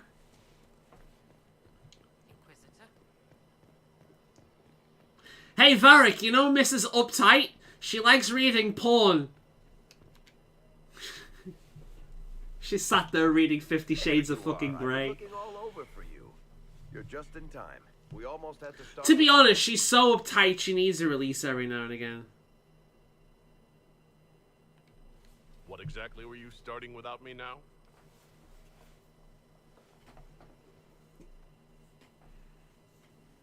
Look who showed up, everybody. Deal him in, would you, Ruffle? Hey look, everyone important's here. I do hope I recall the rules. I like how Varric brought the best people here. Grab a seat. We're ready to start. Are we playing cards or what? There's a crown on his head, but a sword too. His head didn't want either. Don't talk to the face cards, kid. I have 1,000 things to do. Losing money can be both relaxing and habit-forming. Give it a try. Curly, if any man in history ever needed a hobby, it's you. He's not wrong, you know, dude. Sit around, relax for a bit. I believe I'll start at 3 coppers. I think she's bluffing. Maybe I'll make it 1. No, boldness. 3 it is. Seriously? Let's have some fun first, and then we can end the night by telling them about the porn. Sounds good. I'm in. Older the better, right? I'm in. Me too. Well, are you in?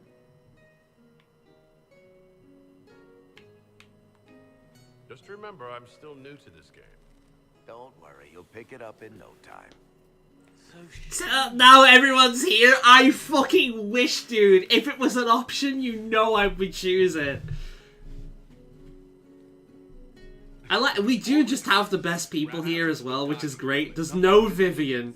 There's no Sarah. There's no Cassandra. Like, I don't really hate Cassandra. She's alright, but I'm very towards her. A round of applause began and spread until every soul was on their feet. A standing ovation. What did he do? Saluted, turned on his heel, and marched out like he was in full armor. Fucking Chad. Good man. Yeah. You're shitting us. That's how you know it's true. I could never put that in a book. Too unlikely. I've got one for you. So my kith was hired for a simple caravan escort in southern Navarra. 12 days of walking alongside donkeys and men who smelled like donkeys across flat nothingness. I kind of want to hear the rest of that. Never mind. Chakrakar turned to the donkey and said, "We'll let this go if you will," and walked away. Not bad. You don't mind if I steal... Oh, that's lazy as fuck, dude. Well done. I wanted to hear the story. You ought to tell stories more often. I like the part with the rabbit. There should be more rabbits in stories. I agree. That was scandalous. It would ruin the Inquisition if anyone found out. Tell it again. And the dealer... Josephine, stop drinking. It's ruining I you. win again. Deal again. I figured out your tells, Lady Ambassador. Commander, everyone knows a lady has no tells. Then let's see if your good fortune lasts one more hand. I'm not losing any more coin to Josephine, but I have got to see this. Such a cute scene. The game needs more of this. I like that. It's very cute. I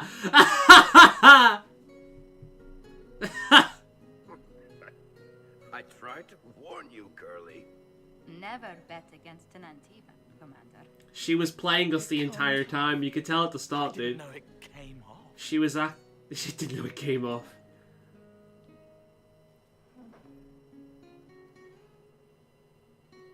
I want to just sit here and look at him. Oh, God damn it. The walk of shame. There we go. Glad you decided to join us tonight. It's too easy to mistake you for the Inquisitor. I enjoyed this. See? That's what I mean. It's easy to forget you're not just an icon or symbol. Like those statues of Andraste holding bowls of fire. At least it is for me. You up for another game when this is all over, Inquisitor? I wouldn't miss it. Good. It'll take me a while to talk Cullen into it.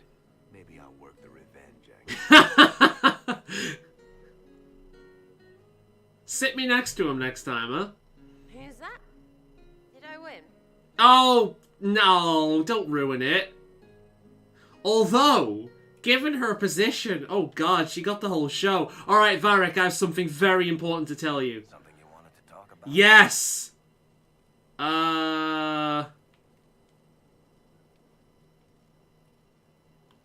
Cassandra is waiting for the next issue of Swords and Shields. I must have heard that wrong.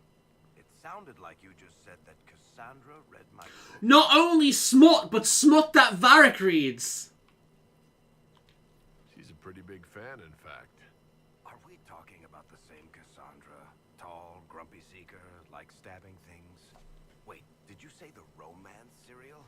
Oh, she'll be waiting for a while then. I haven't finished it and wasn't planning to.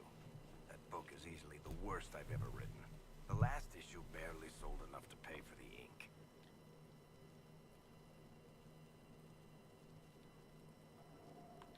If it's terrible smut, I guess that explains why Cassandra tried to hide it from me. Smut? Is that what she called it? Oh, it's bluff at best. I can't compete in the smut market. That's cutthroat. I've got to admit, there's something a little bit fun about reading something racy in public. I've done it before. You wouldn't know. It's like it was like young adult fiction, and there were sex scenes in it and whatnot. And there's something about reading that kind of shit in public that just it's like the closest to expeditionalism, whatever the fuck you call it, that I'll get. It's fun. I read a decent amount when I'm on the bus. I used to read a lot more in college, but that's because I was on buses more often in college.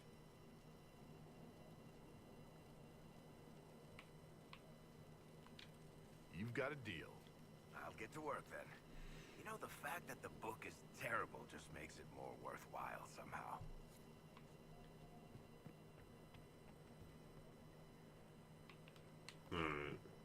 Let's just say he already done it. So if I go down and just talk to Cassandra, maybe that'll work now.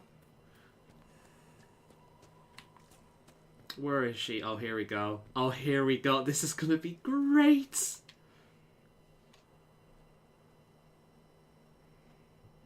What have you done now? I get it, Seeker. You're still sore after our spat. I'm not a child, Varric. Do not suggest I'm without reason. A peace offering. The next chapter of Swords and Shields. I hear you're a fan. I've got to admit, it looks good. And is it based on Vivian? Not on Vivian. Aveline. Because if it's based on Aveline, I kind of want to read it myself.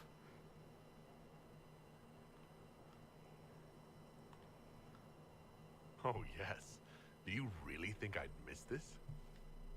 Well, if you're not interested, you're not interested. Still needs editing anyhow. Wait! You're probably wondering what happens to the Knight Captain after the last... It is about Aveline! Holy shit! It's about Aveline! Of course it's about Aveline. Tell me. This is the part... I like how it even has a star rating and it's not even launched yet. Sneak peeks, after all.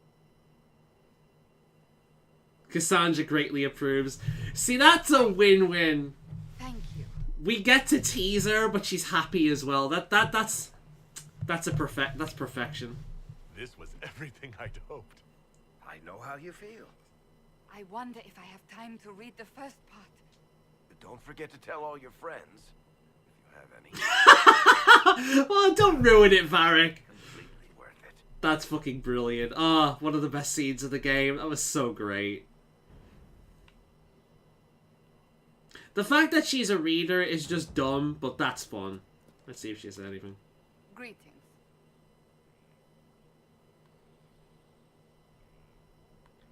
So, that book you were reading. Yes. What She's of it? making out with the target dummy. Why must it be like this? Romance Come is not here. the sole problem. She's Dear making ladies, out pretty with... dresses. Look at her, she's hugging it. It is being swept away by the pursuit of an ideal. It looks like What you're is being not swept the away by background passion that? right now.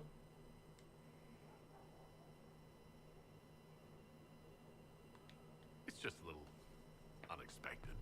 I don't need anyone. I like that kind of shit myself, man. Is that what you're doing? I've got no fucking judgments. I enjoy some of that kind of shit. Will I? Because the thing is, like, if you've got a good imagination, reading smut, it hits harder than anything. Because your brain will fill in the gaps, and your brain will fill in ways that appeal to you the most.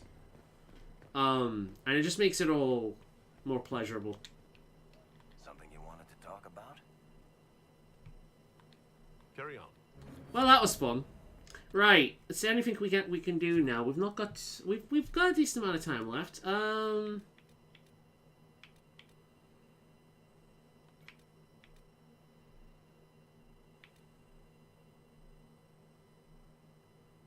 right.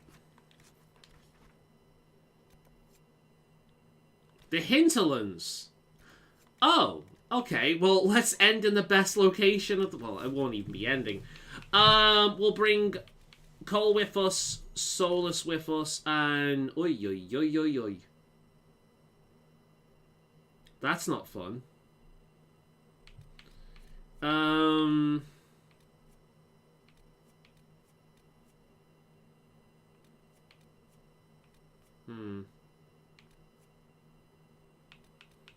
I want to bring Dorian with us, but I think... Who do you think will... What warrior do you think will be providing the best commentary for this? Cassandra, Blackwall, or Iron Bull? Let's bring Iron Bull with us. We've not really used Bull much this playthrough, which is weird for me.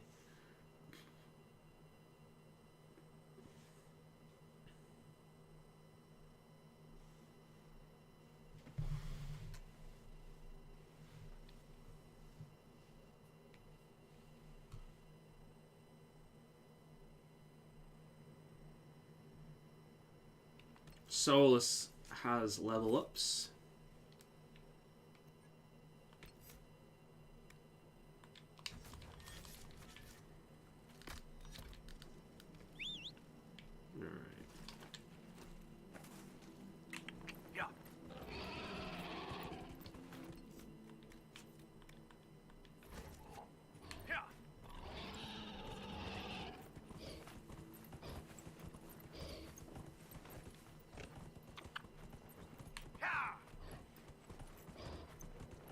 Flip a coin.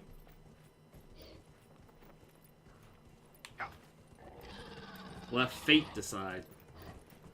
A bit late now. Where are we going? We're going in that direction. Let's see if we can Skyrim horse this. A little bit, yeah. Oh, invisible wall. I can't go in that direction. Okay.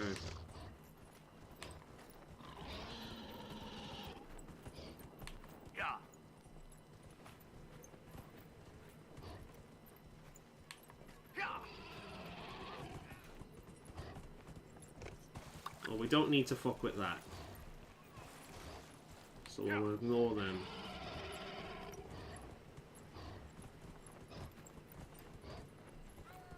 Run! I was waiting for that. This looks like the place. Is it though? Or is it further ahead? Oh, it's further ahead.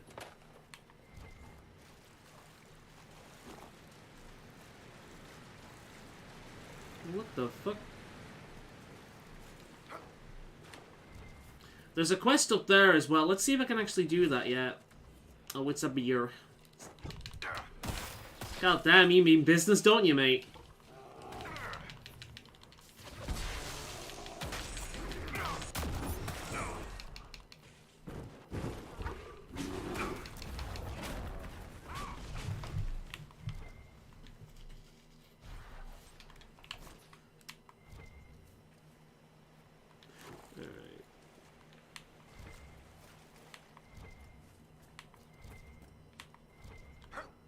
Right, have we actually got the item that we need to do this yet? No, we've not got that yet. Okay. How the fuck? Is it through the cave system?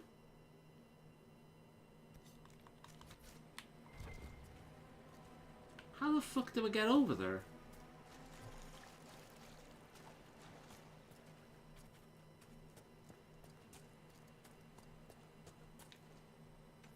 It's not through there.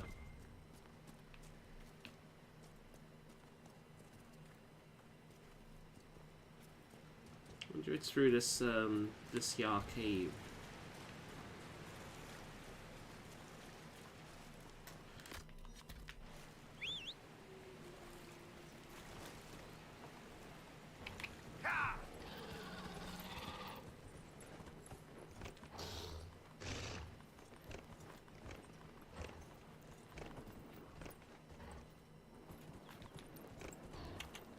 Right. Alright, let's try it through here. This seems to be where it's telling me to go.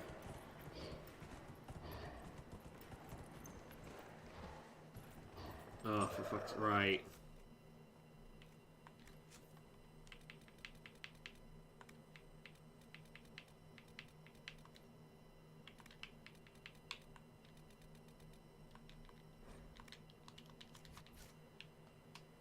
Right, okay. I can actually see where the fuck I'm going now.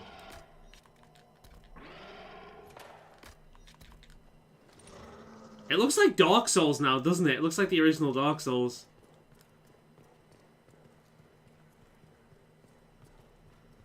Oh, yeah. Alright. Inventory... No, not inventory. Options. Display. Yeah. Alright.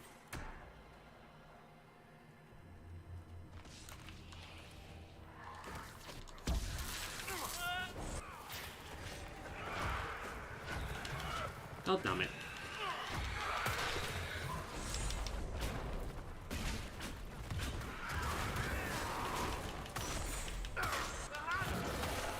Epic chest ahead.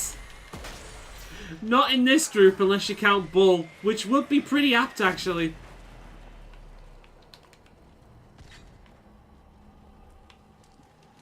Go for that one.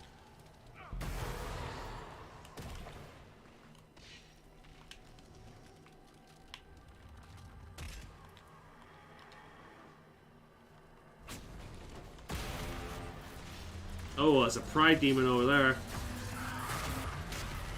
Nice.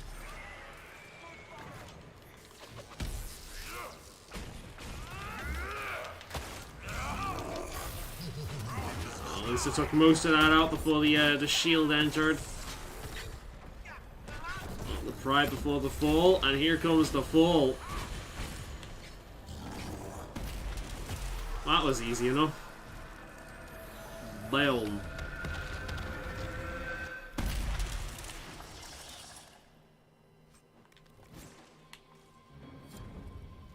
And it's dark again. Go back and talk to Solus. Yeah, it looks like it.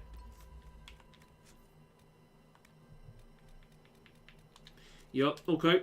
Let's head back and talk to Solus.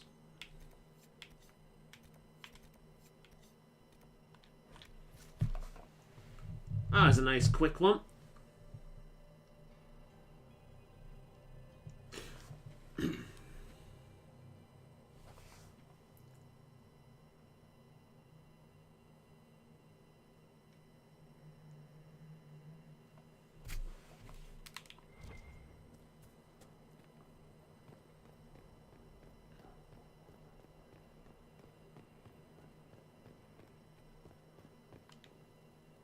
If you've got questions, I'm your dwarf. Carry on. Alright. There's my man. My friend. Alright, he's got nothing else to add. Fair enough. I guess that's a prerequisite for something else, at least. Also, he's greeting me as my friend, which is good.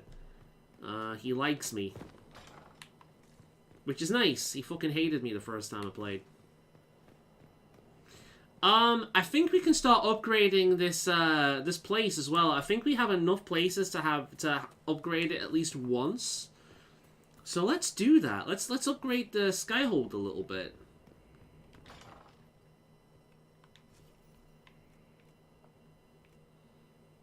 Yeah, the courtyard upgrade.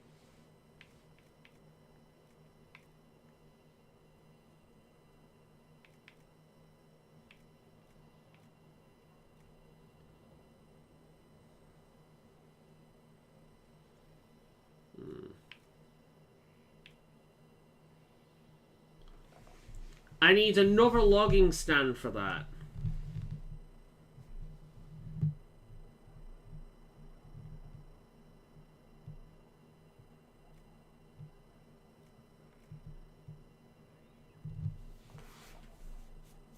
An infantry space or sparring grounds. Let's do that.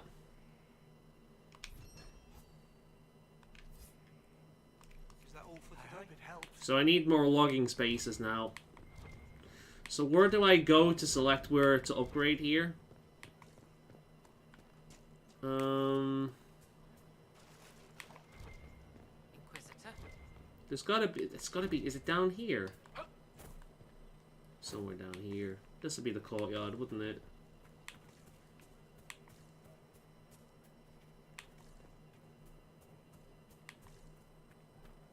Yeah, it'll be around here, won't it?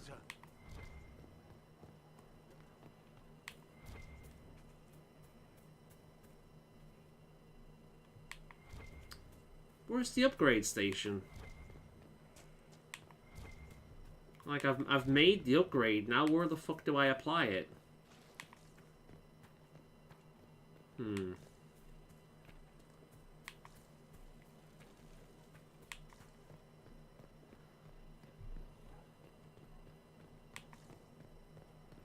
I hope it's not me.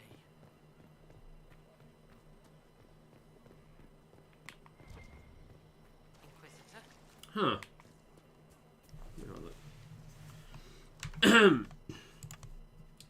Dragon Age Inquisition Courtyard Upgrade Selection.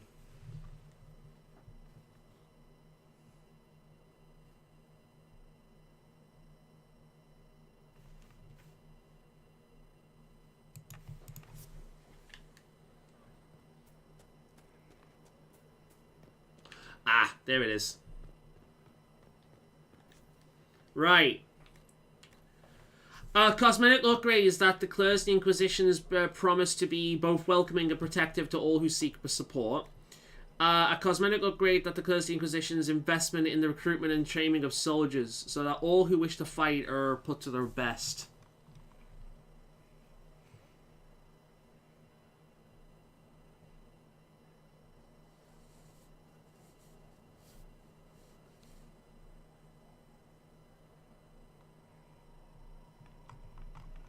So both of these are cosmetic. I think I went for the Chantry this time around, which is the first time I've done that in the garden. I usually go for the herb garden. I went for the Chantry garden this time around.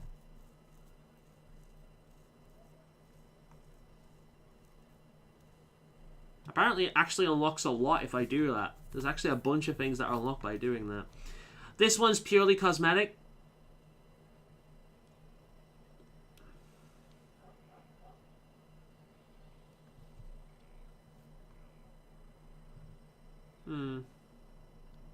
Okay.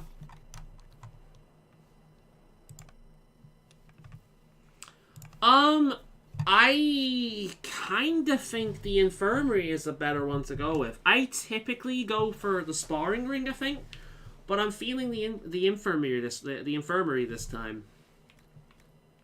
Yeah. There we go. We got that upgrade done. We've not got much longer, but we might be able to do something else. The inner circle. Before the dawn, let's see. We've never been there before, so I want to handle that. I'll handle that myself at some point. That's a companion quest, though, so we'll see. I might leave that one, unless it's just a killing one. Mostly cleared that. Like, we've cleared that.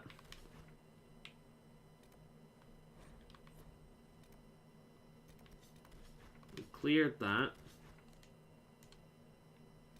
We've cleared that.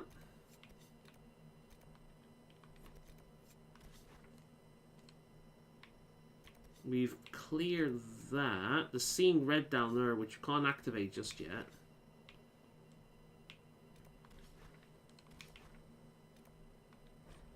We've not been to the Hissing Wastes. There's a few quests we can do here, which are literally just shards. I think I'll do this in between sessions, because there's a shit ton of things to do here, as well as things to claim. So I'll do that. I think I'll focus on that in between sessions. It's mostly just collecting some things, though. The Western Approaches. The Western Approaches, yeah, there's a bunch of, Cool. Let's go here and do that. We'll have Blackwall with us. Solus with us. And let's have Sarah with us.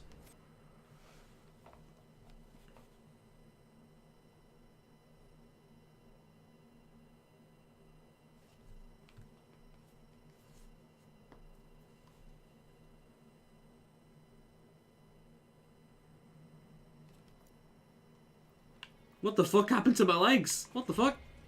That was a bit weird. Inquisitor. Shut up. What was that? Oh, my fellow researcher. What can I do for you? I found your supplies. I have the supplies you were waiting for right here. Now that I have my recipes back, I like how we're ending this session in the same place we ended last session. Cannot resist. I have most of what I need, but I still need to gather quillback intestines and a phoenix's tail feather. Well, tell me about dragons. Study dragons. I'd be interested in hearing more about that.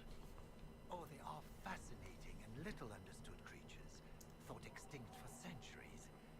Now they seem to be making a comeback. There's a lot of them. The Nevarans wrote extensively on breeding and nesting behavior, but high dragon hunting patterns have never been studied. I would be most interested if you come across any Gurn corpses that might be victims of dragon attacks. We'll have to speak some other time. It's like it never happened. Shards, shards. They're all shards. Alright, I can do them between sessions. Yeah, let's go up here and do some of this, huh? Let's hunt some dwagons. Or do some dwagon hunting quest. So I like how we're investigating dragons when we've already killed like 5 of them at this point. Ooh, Deathfallen, I love that. Let's put this on again for a little bit. But yeah. I have really enjoyed tonight's stream. A lot of gabbing, a lot of ranting about dumb shit. It's been fun. Been very fun. Some more cargons, let's go there, we'll grab that. That's not very deep for a mushroom.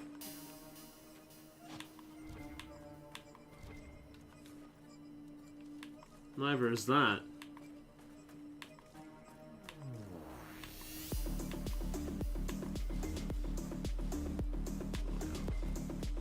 Some of the death fruit. Alright, here we go. We got people to kill.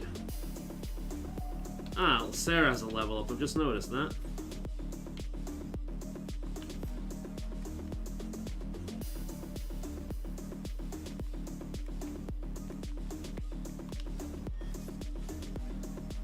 %, run. Yeah, I'm sorry if that annoys you, man. I know I have gone on about that a lot. It's actually refreshed in my head recently because I've been talking about Monster Hunter a lot with Peps.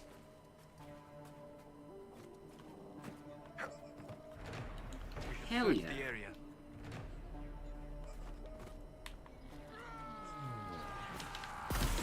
So much for your stealth, motherfucker. But honestly, like, if I'm in the game, I'm actually playing the game, I won't be ranting that much. I'll be too hyped for new monsters.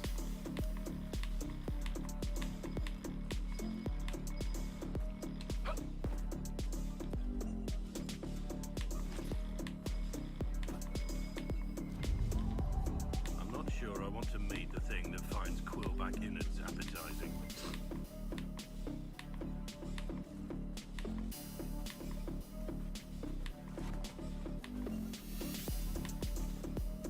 Hello! I'm sorry for the shocking introduction.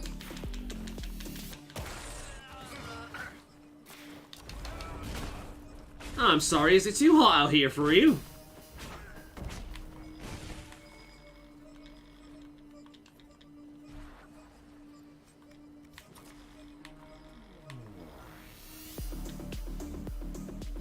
But yeah, I'd rather have a session where I'm a bit of a moaning bitch than a session in which I have no idea what the fuck to talk about. But I'm definitely going to be doing that. I'm going to be playing this through the week. And just clearing out a bunch of the kind of stuff that I'm doing right now, this pointless shit. So hopefully this basic shit. So hopefully when I'm streaming, we can see more fun stuff. You know? It's like, out of the 3 games we've seen so far, what order would you put them in terms of, like, best to worst? How would you order them?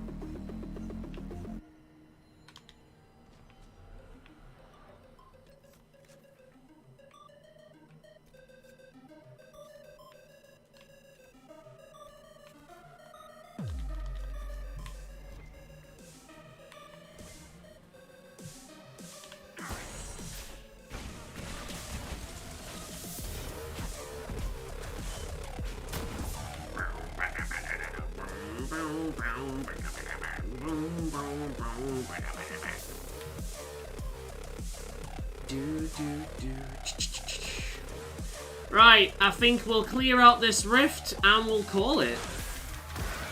Origins 1.